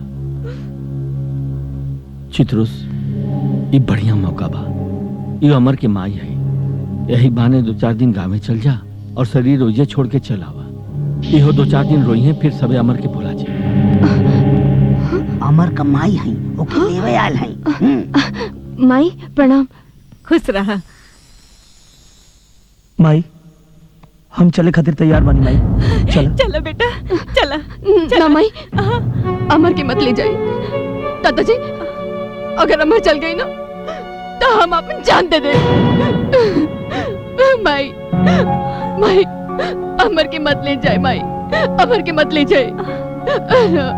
अमर हमारी जिंदगी बन चुकल बड़े माई, हम उनका बगैर ना जी सके नहीं, हम ना जी सके नहीं माई। माई हम तो हर दर्द पूछ सकता नहीं, वो तो हर लड़का हुए, लेकिन अब अब वो हमार सुहाग बन चुकल बाड़े माई। हमरा के हमार सुहाग से अलग मत करी माई, मत करी माई, मत करी। उठा बेटी, उठा। हमके ना मालूम रहल कि हमार बेटा के ए तरह के हु चाहे वाला बा। तोहरे दिल में अमर खातिर इतना प्यार देख के हमके विश्वास हो गइल बा कि हमार अमर यहाँ सुरक्षित बा। अब हमरा के कोनो चिंता नहीं के। अमर तो हार बा। भाई देखा भाई, सब मामला सुलट गई। मिठाइया कहाँ हो? ली साहब, रसमलाई खाई। अरे बाप रे बाप, ये तो हमारा फेवरेट है जी। ओए हाय हाय हाय हाय हाय हाय।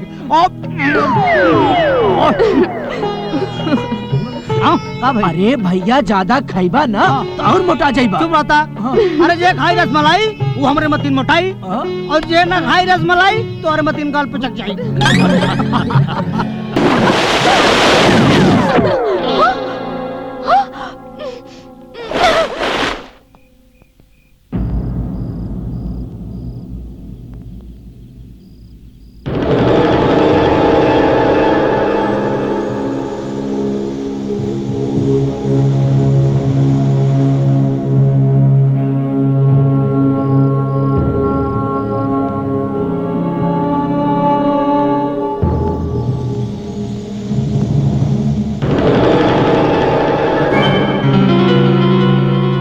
अरे चित्रुस, तू यहाँ?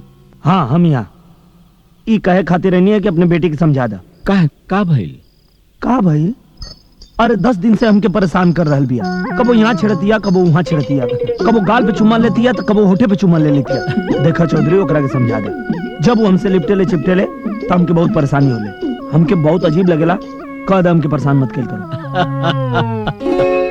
अरे वो तो के परेशान ना करेली, वो तो तुझसे बहुत प्यार करेली। बाकी चित्रुस, हम चाहतानी जितना तुझसे प्यार करेली वो से ज्यादा वो तुझसे नफरत करे। अगर तू ओकरा से पीछा छोड़ावल चाहत बड़ा तो जौन हम कहत बानी चुपचाप तू करत जा। अरे उसे पीछा छोड़ावे खातिर हम कुछ करे के तैयार बानी। बताओ क्या करेंगे? एक मिनट। हाई देखा, हाई एक बार तू के पी ले बना तो समझ ल तोहार पीछा ओकरा से हमेशा खातिर छूट जाए।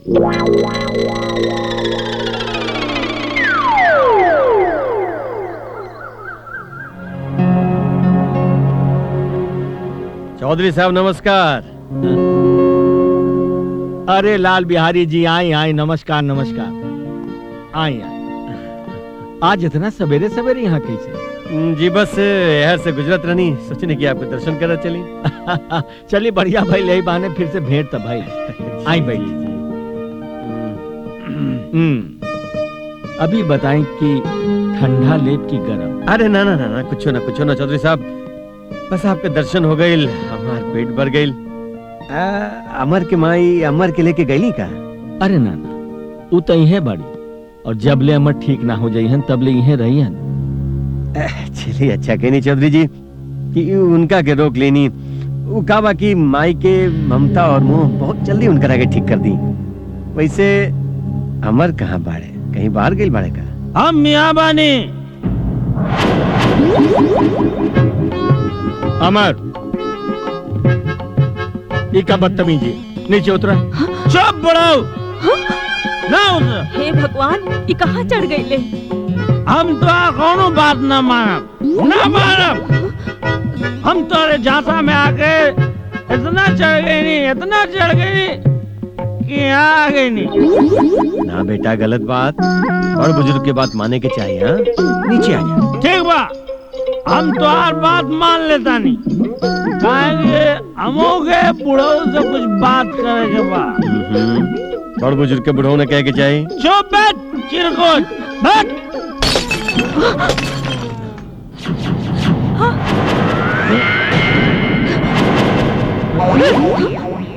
बुढ़ाओ, अब तो हमरा के फंसा डाला। हम यहाँ कोने काम से आए रहे, हमरा के कोने काम में लगा देला। हमार नाम बदल देला, हमार काम बदल देला। अरे बुढ़वा तो से भगवान के बच के रहेगा बड़ी।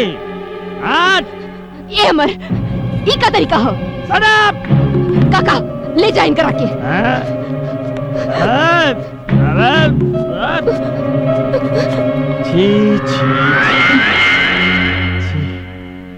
ऐसन पियक्कड़ दारूबाज लड़का से ब्याह करता नहीं। चौधरी जी तो रानी के जीवन नरक कर दी। चौधरी साहब आप तक कंकड़ के बीच से हीरा निकाले वाला जोहरी हैं। कहां से ही गोबर की उठा के ले आई नहीं। खैर अब राम बचाए अपना रानी बिटिया के पियक्कड़ से। हम जाते हैं चौधरी जी, प्रणाम। राम राम।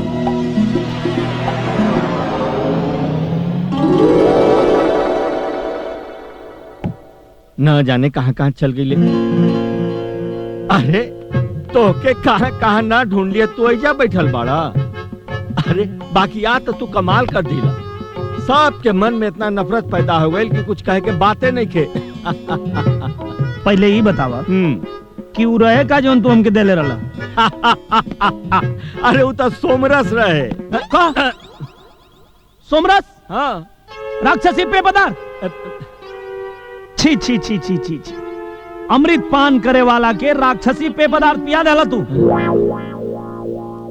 अब हमरा समझ में आया कि हमार स्वभाव इतना उग्र काहे हो गए रहे कि राक्षसी पेय पदार्थ पी के तो हम पूरा राक्षस हो गए रही। दादाजी, दादाजी दरवाजा खोली दादाजी। चित्रू, अरे तू कहीं छुप जा। रानी आवती है, रानी तू कहीं छुप जा। अरे तो का हो गई रानी आवती है? तोहरा सिवा हमरा के केहू ना देख सके। दरवाजा खोली दादाजी। अब जा खोला। अरे जाओ दादाजी, दरवाजा खोली। दादाजी का भाई बेटी, काहे रोवत बाड़ू? हाँ काहे रोवत बाड़ू? बोला बोला बोला, का भाई का भाई? दादाजी हमरा के माफ कर दी। तोहरा के माफ कर दी? का है? हमरा के माफ कर दी दादाजी। अरे बेटी कौना बात के माफी? दादाजी वो गलती अमर के ना, गलती तो हमार बा। कहे के अमर के पिए के हम लगे दिले नहीं। दादाजी अमर के माफ कर दी। कितना झूठ बोलती है दादाजी, कुछ कहला हो? ना ना, हाँ हम कुछ ना करेंगे। अच्छा ठीक बा, अब तो रुआ मत, हम तोरा के माफ कर देंगे। दादाजी अमर के माफ कर दी। हाँ बेटा पक्का माफ कर देना। जा जा, अमर के माफ कर दी। हाँ बेटा पक्का माफ कर देना। जा पक्का।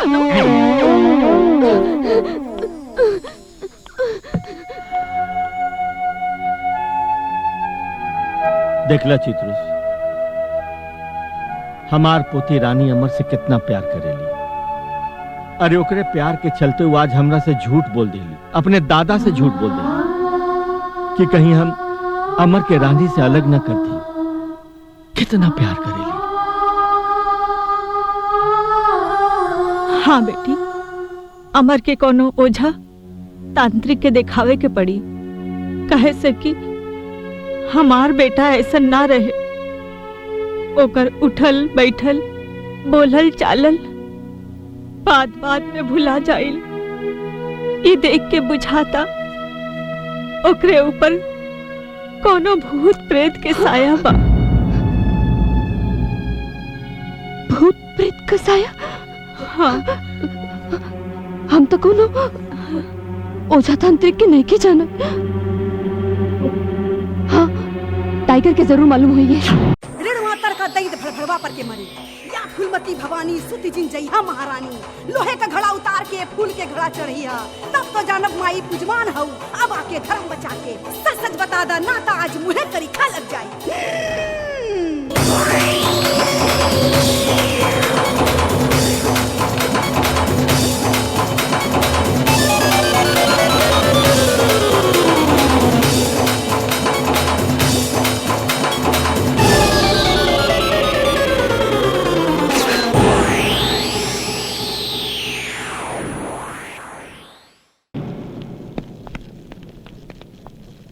देखला सो भूत एकरा के छोड़ के भाग गई। अब ले जा सो एकरा के।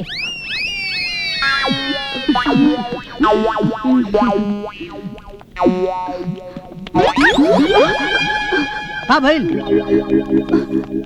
पलाई ना ऊ पैसा हम ना दे। उहे 50,000 रुपया हम अपने हर्जे गर्जे खातिर धैले बानी। जरूरत पड़े पर हम कैसे मांगे जाए? ए हमरी रानी देखा ओकरा खातिर हम बानी ना हो, तू काहे चिंता करत बाड़ू। लेकिन ए लालमणि देखा ये एगो अड़चन बचल बा, कैसे करके एकरा संभाल ले बाबू। ए बाबू तोहार इज्जत संभालत संभालत हम एक दिन कंगाल हो जाए, भीख मांगे के पड़ी। अरे कैसन बात करत ताड़ू?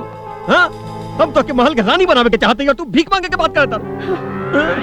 काहे ना कहीं यहाँ से इतना रुपया पैसा गहना जौरात सब लेके गईला, ले आइला को वापस। तो देखा देखा तारा एक एक रुपया की एक एक पैसा के हिसाब लिख ले बानी हमी में देखा। अरे ला अपने हाथ से देखा। ये ना इमे उहो लिखल बा जौन हम तोरा से मांगे आइली हां। अरे इतना ही ना देखा इमे उ सब लिखल बा जौन हम तोरा के देवे के सोचले रहली। 5 लाख के जेवर देखो ऊपर, 5 लाख के जेवर, एक ठो मारुति कार और एक झुलवा वाला घर तोरा लेल सोचले रहली। देख लो तो खुद।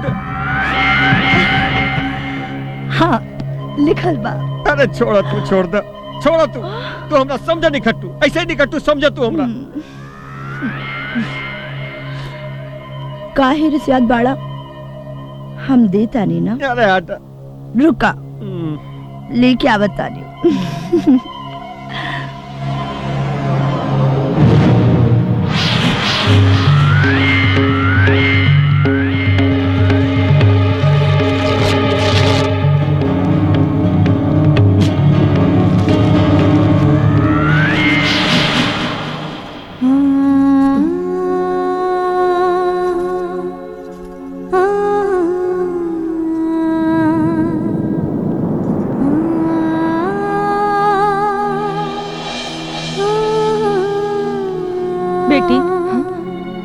कब से अमर के सेवा में लागल बाड़ू, जा तनी आराम कैला।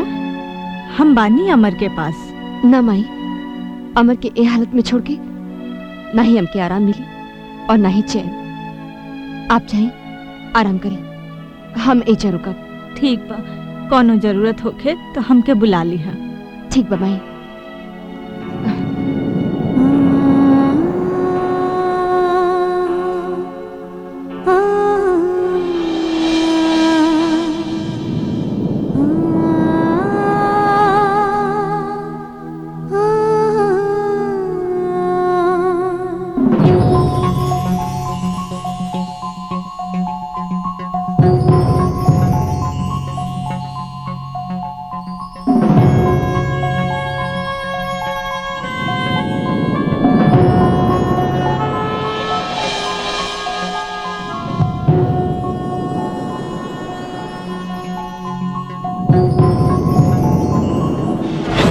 अमर के ना गलती तो हमार बा। आजा आजा अमर, अब हमार जिंदगी बन चुकल बाड़े, हम उनका बगैर ना जी सके। आप तो जिंदगी भर साथ रहे के हरी झंडी मिल गई बा, तनी एक बेर चिखा दो ना। अरे अमर तू यहाँ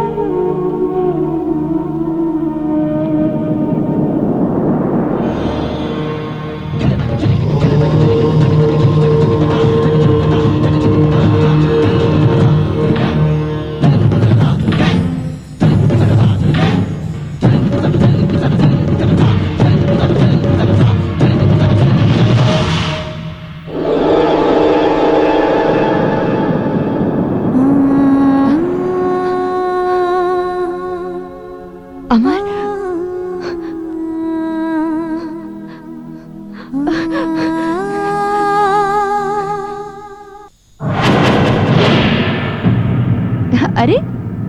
अमर कहाँ खो गेल रहला?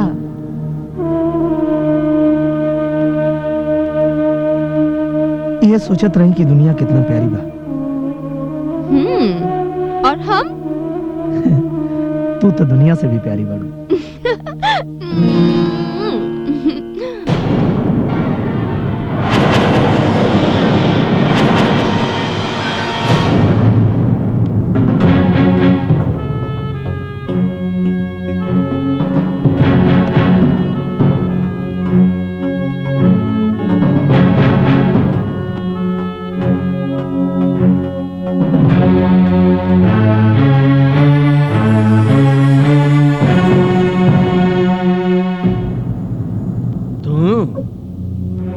तू ही क्या कर रहा बा? तोहरा के हम भेजले रही रानी के दिल में नफरत पैदा करके, और तू ओकरा के प्यार में पागल बना रहल बड़ा। पागल तो हम हो गए बानी, और अब हम रानी के बिना एक पल ना रह पाई। बंद करा अपन बकवास। खाली 9 दिन रह गइल बा हमरा तोहरा ई धरती पर रहे के। एकरा बाद पर लोग जाए के बा, याद बा? याद बा, अच्छी तरह याद बा। लेकिन हम ही फैसला कर ले बानी कि रानी के हम अपन बना के रह। कहा तू स्वार्थी हो गइल बाड़ा चित्रुस। स्वार्थ में इतना अंधा हो गइल बाड़ा कि तू ही भुला गइल बाड़ा कि रानी तोहरा से ना अमर से प्यार करेली। अरे तू तो खाली खड़ा होके इंसान के मौत देखे वाला एक दूत हवा। तू का जन्म प्यार के मतलब हम जान चुकल बानी चौधरी साहब, और अब हमरा मन में रानी के प्यार के बीज पनप चुकल बा। ओके विशाल वृक्ष बने से केहू ना रोक पाई। लगाम लगावा चित्रुस, अपना भावनाओं के रथ पर लगाम लगावा, न तो नफरत के खाई में गिर जाइबा। नफरत के खाई में? हाँ, जौना दिन रानी के तोहार असलियत मालूम हो जाए ना, वही दिन तोहरे खातिर ओकरा दिल से सौंसे प्यार नफरत में बदल जाए। एक बात याद रखिए, इंसान खाली इंसान से प्यार कर सकेला, कौनो दूध से ना, कौनो दूध से ना, कौनो दूध से ना, कौनो दूध से ना। हे ईश्वर, हे सर्वशक्तिमान, मुझे दर्शन दो प्रभु। मेरी विनती सुनो, मैं आपसे विनती करना चाहता हूं। क्या कहना चाहते हैं? हे प्रभु, सर्वशक्तिमान हैं आप, पूरी दुनिया के मालिक हैं आप। सभी रिद्धियां और सिद्धियां आपके सामने हाथ जोड़े खड़ी रहती है। मैं आपसे कुछ विनती करने की अनुमति चाहता हूं प्रभु। क्या कहना चाहते हैं? आप सबकी मनोकामना पूर्ण करते हैं प्रभु। जीवन और मृत्यु के मालिक हैं आप। मैं इंसान बनना चाहता हूं, मुझे इंसान बना दीजिए।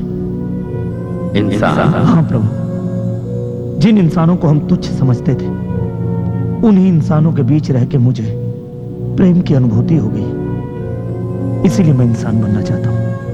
ये असंभव है। आपके लिए क्या संभव है प्रभु? आपके इशारे पे तो सृष्टि का चक्र चलता है।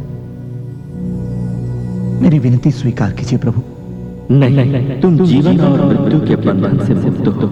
तुमने देवदूतों की मर्यादा भूलकर एक इंसान का शरीर धारण कर लिया, जिसकी वजह से तुम्हारे अंदर मृत्यु लोक के माया जाल का वास हो गया, और यही कारण है कि तुम अपना विवेक खो बैठे हो।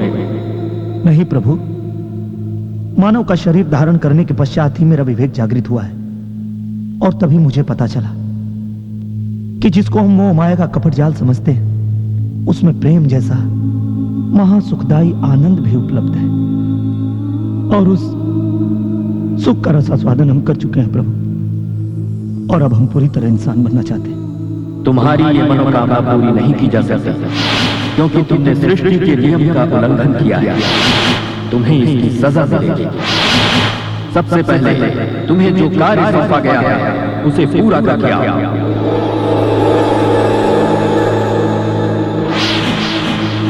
लाल बिहारी जी, हम चाहता नहीं कि ये ब्याह जल्द से जल्द हो जाए चाहिए। अरे चौधरी साहब, बहुत जल्द हो जाए, बल्कि हम तभी से जाकर तैयारी में जुट जाता नहीं। आप बिल्कुल चिंता न करी। जी बाबूजी। चलिए प्रणाम। प्रणाम बेटा पहुंचो पहुंचो पहुंचो। अरे ना ना बस बस बस ठीक बा ठीक बा। अच्छा चौधरी साहब चलिए। अच्छा प्रणाम चल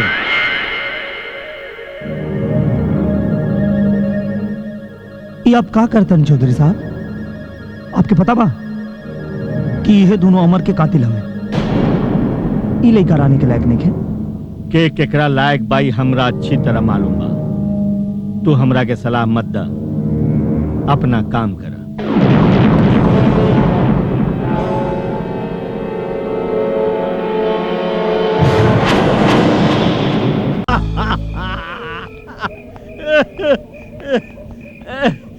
बेटा मजा आ गया। बहुत मजा आ गया, बहुत मजा आ रानी के साथ तुम्हारा ब्याह तय हो गई ना।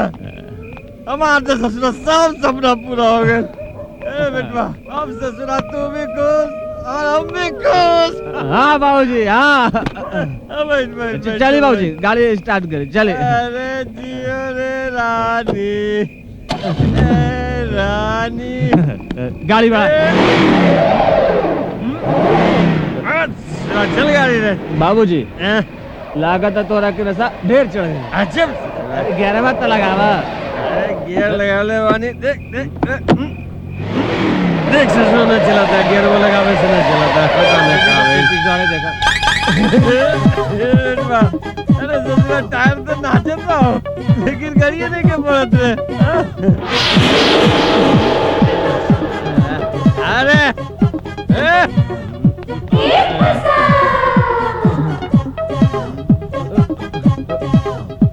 ससुराई तक गड़िया तो उठल बा हो। देख उधर बेटा।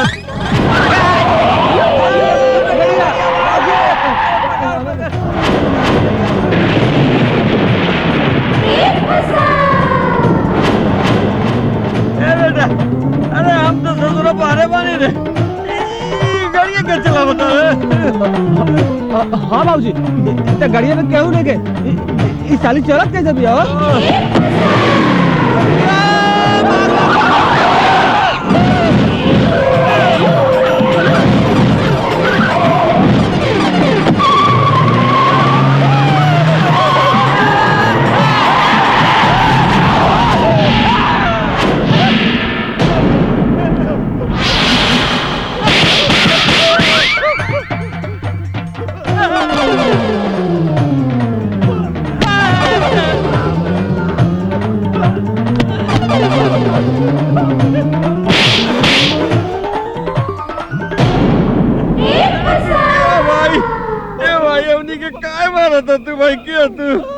तोहनी के जाके भगवान दास चौधरी के सामने अपन गुनाह कबूल करा कि अमर के खून तोहनी के कैले बाड़ा सन।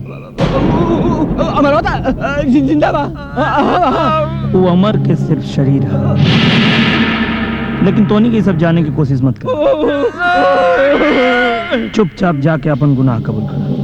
हाँ बाबूजी कल जाके हमने गुनाह कबूल कर लो जाए।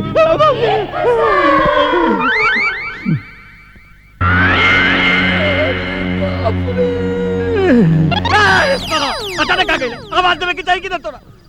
बाबूजी हम तोरा के आवाज देवे ना, हम तोरा के समझावे बानी कि चलो रानी के दादाजी के चल जाओ और चल के अपन गुनाह कबूल कर लो।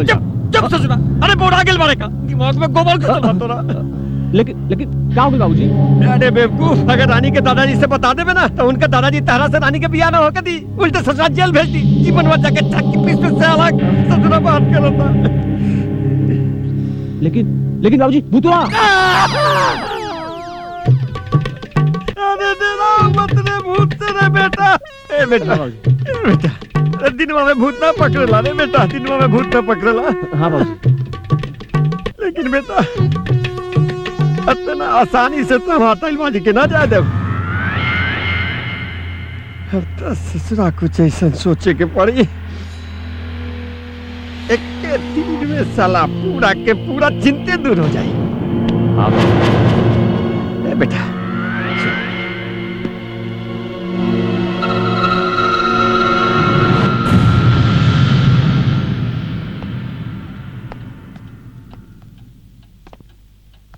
अरे आप और यहाँ का बात बा? हम बड़ा सोच विचार के बाद ये नतीजा पर पहुंचल बानी चित्रुस कि तू अमर के शरीर कहीं छोड़ा बा। शरीर छोड़ाई? एकरे अलावा कोनो दूसरा रास्ता नहीं है। जब तक अमर के शरीर यहाँ रही तब तक कोई न कोई बखेड़ा होत रही, और हम रानी के ब्याह में कोनो बखेड़ा नहीं चाहत। लेकिन जब अमर के बारे में रानी पूछी तब का जवाब दे? ये सोचल हमार काम है चित्रोस। तू खाली उतने कर जौन हम चाहता नहीं। तू अगर हमार और रानी के भलाई चाहता रह तो अमर के शरीर कहीं छोड़ा, समझला?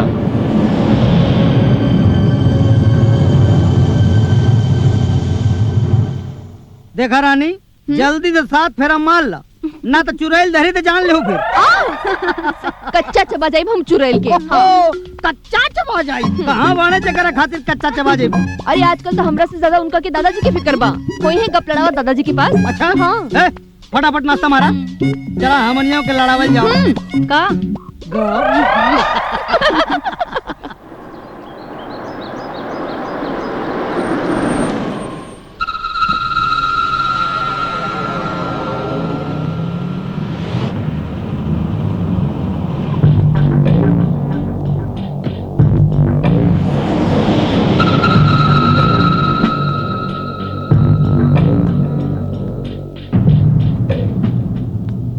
अमर कहाँ बाड़े? अमर के कहीं हम भेजनी है। ठीक बा।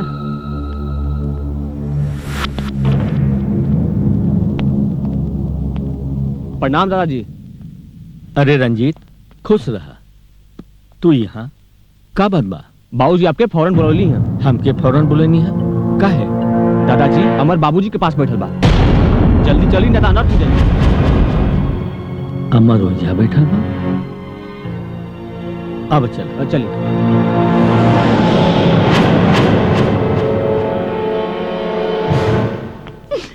चला अब अमर की खिंचाई बड़ा कर मजा तारी। अरे अरे माई का भाई? दादाजी कहाँ गइलन? दादाजी रंजीत संगे गइल बाड़े। हाँ? और अमर जाके लाल बिहारी संगे बैठल बाड़े। और उ रंजीत कोनो अनर्थ होके के बात करत रहलन। दादाजी रंजीत के साथे, अमरलाल बिहारी के साथे। हमके तो दाल में कुछ करिया और चावल में कुछ लाल नजर आवत। हाँ? काहे से कि बाप बेटा दोनों नंबर 1 के जालसाज। रानी, हमनी के पीछा करे पड़ेगा। चला आजा। चल रानी बेटी, हम चलब। ना माई, आप कहाँ जाइब? आप ए जरूर के। हाँ? ना ना बेटी, हम चलब। पता नहीं कौन बात बा। चले जाना, अगर माँ जी चले चाहते हैं चले दी। आई माँ जी, आई, आओ, आओ, चला, चला।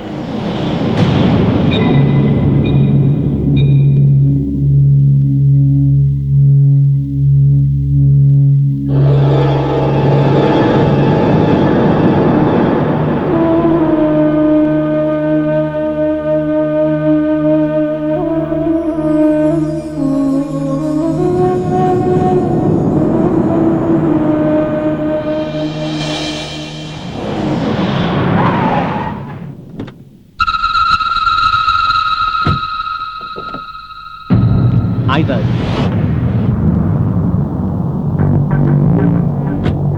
अरे दादाजी क्या दिक्कत पड़ी? आई ना, आई आई।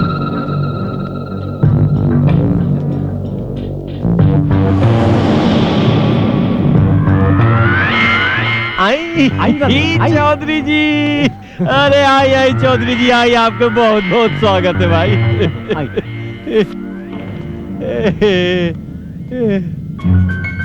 अरे इधर उधर का देखते भाई, ये हमारा असल रूप है, बाकी सब नकली रहे।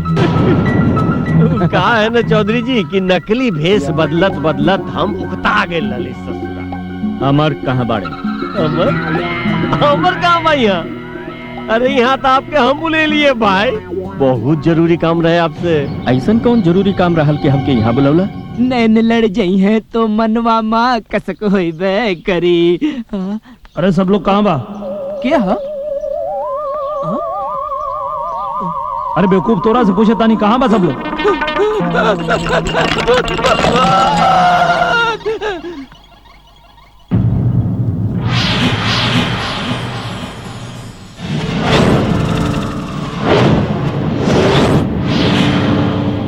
अब क्या बताए चौधरी जी, इस सब चक्कर ससुर दौलत के बाद पहले आपके दौलत पे हमार नजर है। पता नहीं बीच में ससुरा कहाँ से आके मरवा टपक गई।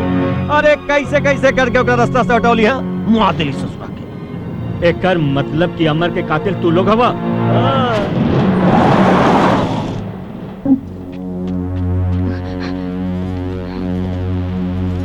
अरे ये तो गाड़ी रंजीतवा कहो। एक मतलब दादाजी और अमर दोनों नहीं बने। हाँ अब चल। अच्छा अभी आप एक काम करी चौधरी जी, ई पेपरवा पे ना आप साइन कर दो। अपन सब जमीन जायदाद हमरा बेटवा के नाम लिख दी। अरे तब बे ना आपके बेटी जाके खुश रही एक साथ। तू का समझला कि तोहार गुंडा से डर जाए? तोहरा के तब फूटी कौड़ी न दे, और तोहार बेटा से तो अपना पोती के बियाह कबो न करब।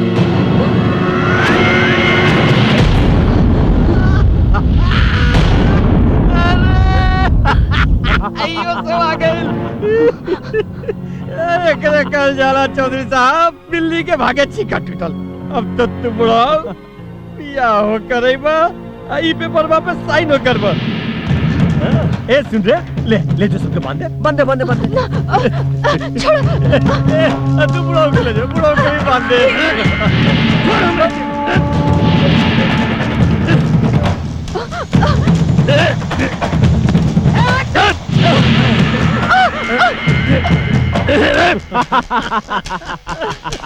बेटा अरे देख रे पुतोहियो आ गई लो। ओकरे लेके जो जाके बनाओ, ओकरे शादी खातिर राजी कर। जी बाबूजी।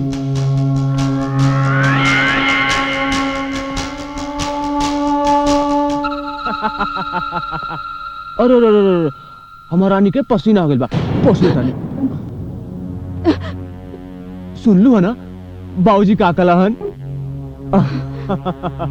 हम अमर की अमानत हैं। अमर के सिवा हमार जिस्म के केहू ना छू सकेला। हम अपन जान दे दे, लेकिन तोहरा जैसन के साथ हरगिज ना शादी करब। चुपचाप मान जाओ, ना तो जबरदस्ती से सिंदूर पहना दे।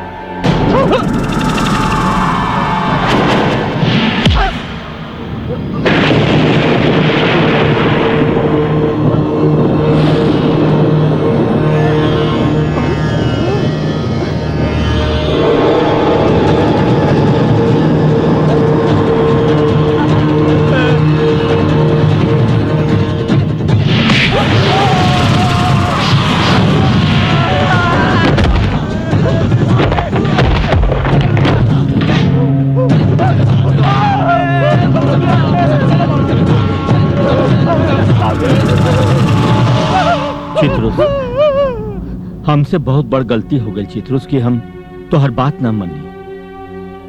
इन नीच निकम्मा के साथ तो हम अपना पोती के ब्याह कब्बो न करब।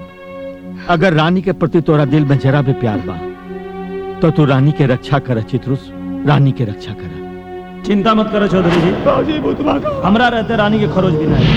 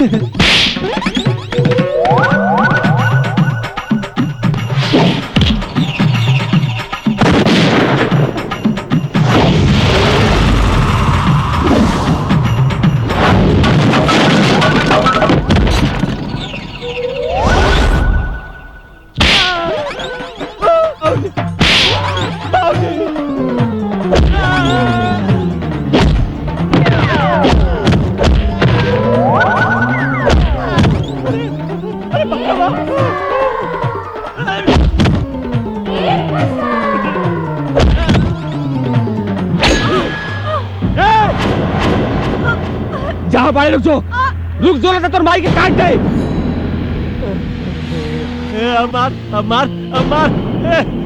मार के दिखा सालन। ए बेटा लगा लेना रे। दोनों हरकत ना नहीं बुढ़िया के काट दे।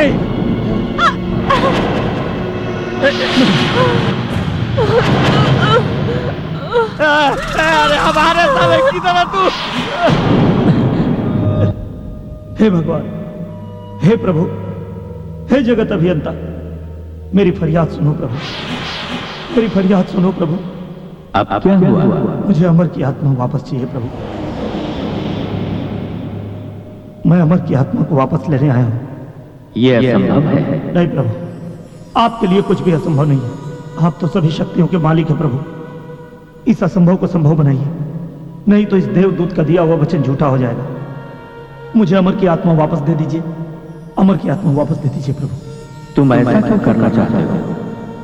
प्रेम के वशीभूत होकर प्रभु। प्रेम के वशीभूत होकर? हाँ प्रभु, जिस प्रेम के वशीभूत होकर आपने मृत्यु लोक में बार बार जन्म लिया, जिस प्रेम के चलते आप थोड़े से माखन के लिए गोपियों के सामने नाचते थे और शबरी की झूठी बेर खाई, संसार में तरह तरह की लीलाएं की, उसी प्रेम की छोटी सी अनुभूति मुझे हो गई है प्रभु। मैं दो प्रेमियों को मिलाना चाहता हूं प्रभु। इसके लिए तुम्हें स्वर्ग का सारा सुख, अमृत का पान और हजारों वर्ष की आयु का त्याग करना पड़ेगा। मुझे मंजूर है प्रभु। अमर की आत्मा वापस करने के लिए मैं अपने अस्तित्व की आहुति देने के लिए तैयार हूं। तो ठीक है, मैं तुम्हें मात्र 1 घंटे का समय देता हूं। ठीक 1 घंटे के बाद तुम्हारा अस्तित्व तुमसे छीन लिया जाएगा। ले जाओ अमर की आत्मा को और उसे लौटा दो।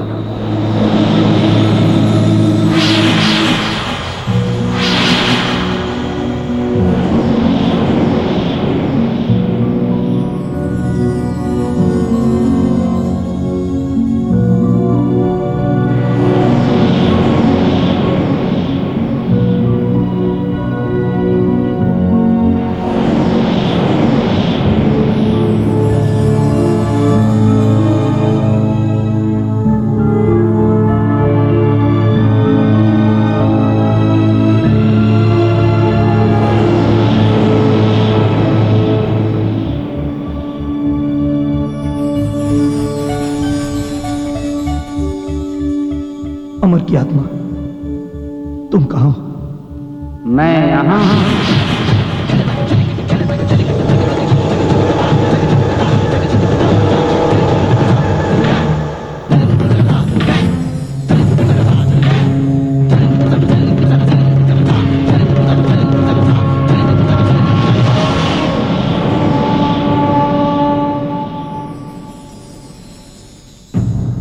लालमणि, ये सुनो तनी, तू एक काम करा, दुल्हन के जोड़ा और साथ में ब्याह कराए वाला पंडित को ले गया। अरे हाँ, अरे हाँ, अरे हाँ, अरे साथे सुहागनो हो जाई। तू आवा तो सही पहले जल्दी। हाँ जल्दी आवा जल्दी। देखी भैया, ये लावारिस लाश है, एकर क्रियाक्रम कर दिया जाए ना तो एकर आत्मा ना भटकी।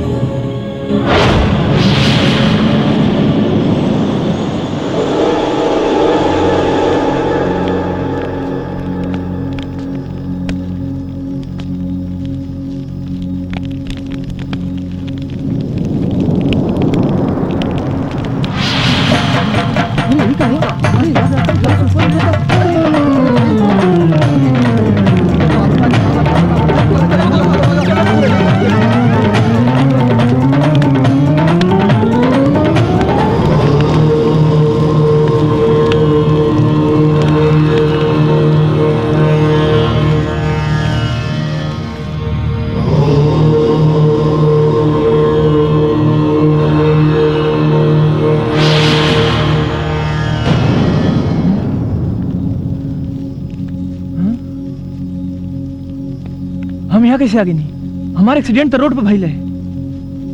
जल्दी से पुराना गोदाम में पहुंचो। क्या बड़ा तू? क्या करवा चाहिए? ये सब जाने खातिर अभी बहुत समय बा। फिलहाल तुम्हार माई, चौधरी और रानी की जान खतरा में बा। जल्दी पहुंचो पुराना गोदाम में। गोदाम? ए पंडित बा, जल्दी जल्दी तैयारी शुरू कर, ससुरा कभी आ सकेला भूत। अरे हमने के कितना देर होगा था, हम कब तैयार होके जाए? अरे सबर कर बू, हम कब तैयार होके जाए?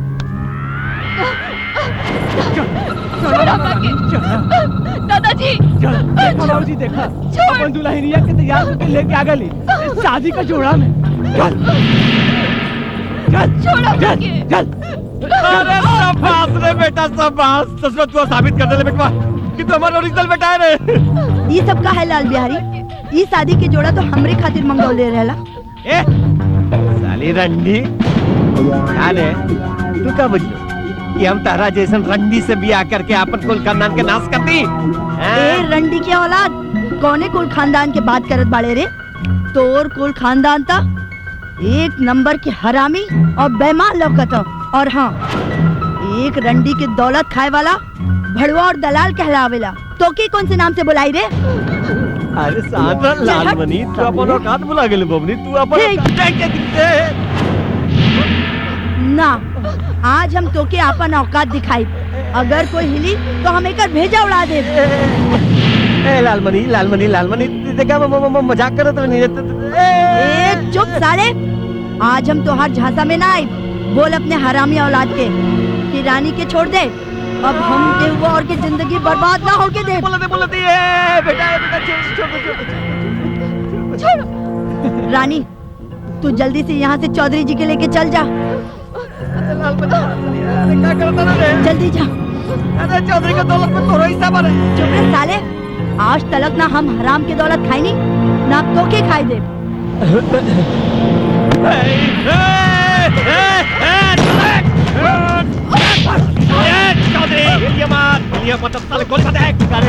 चौधरी साली रंगी तू साली शेर के मुंह से शिकार छीनल चाहत रहे।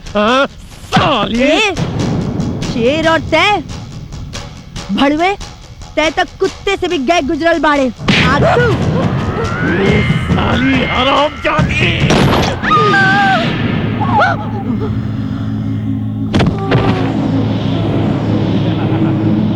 साली संडी हमरा से शादी करके चाहत रहे। ए चले जा, ए जाओ जा दुल्हनिया के लेके आ। ए फेंक रही के चलो भगवान का आगे हम। ए सब शांत रह।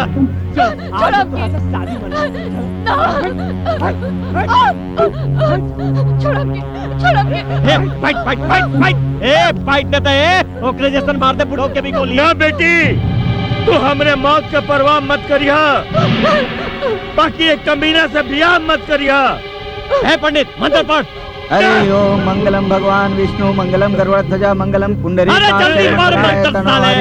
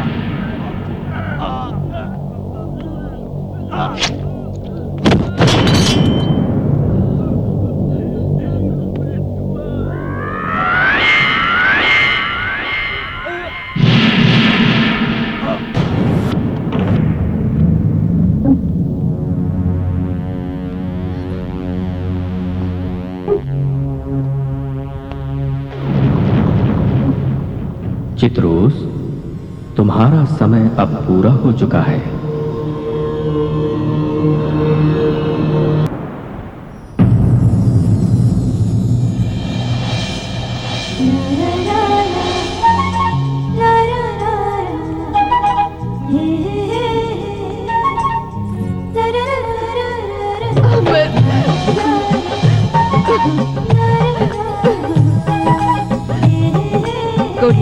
आशीर्वाद दे दिए भगवान के।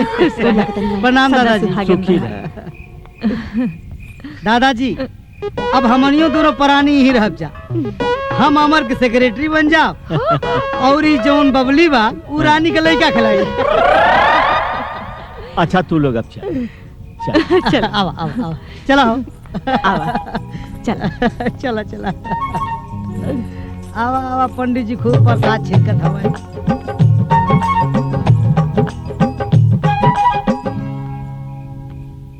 हे प्रभु, बहुत बहुत धन्यवाद प्रभु, बहुत बहुत धन्यवाद। भगवान दास चौधरी भगवान दास आज्ञा प्रभु। धरती पे तोहार समय पूरा हो चुका।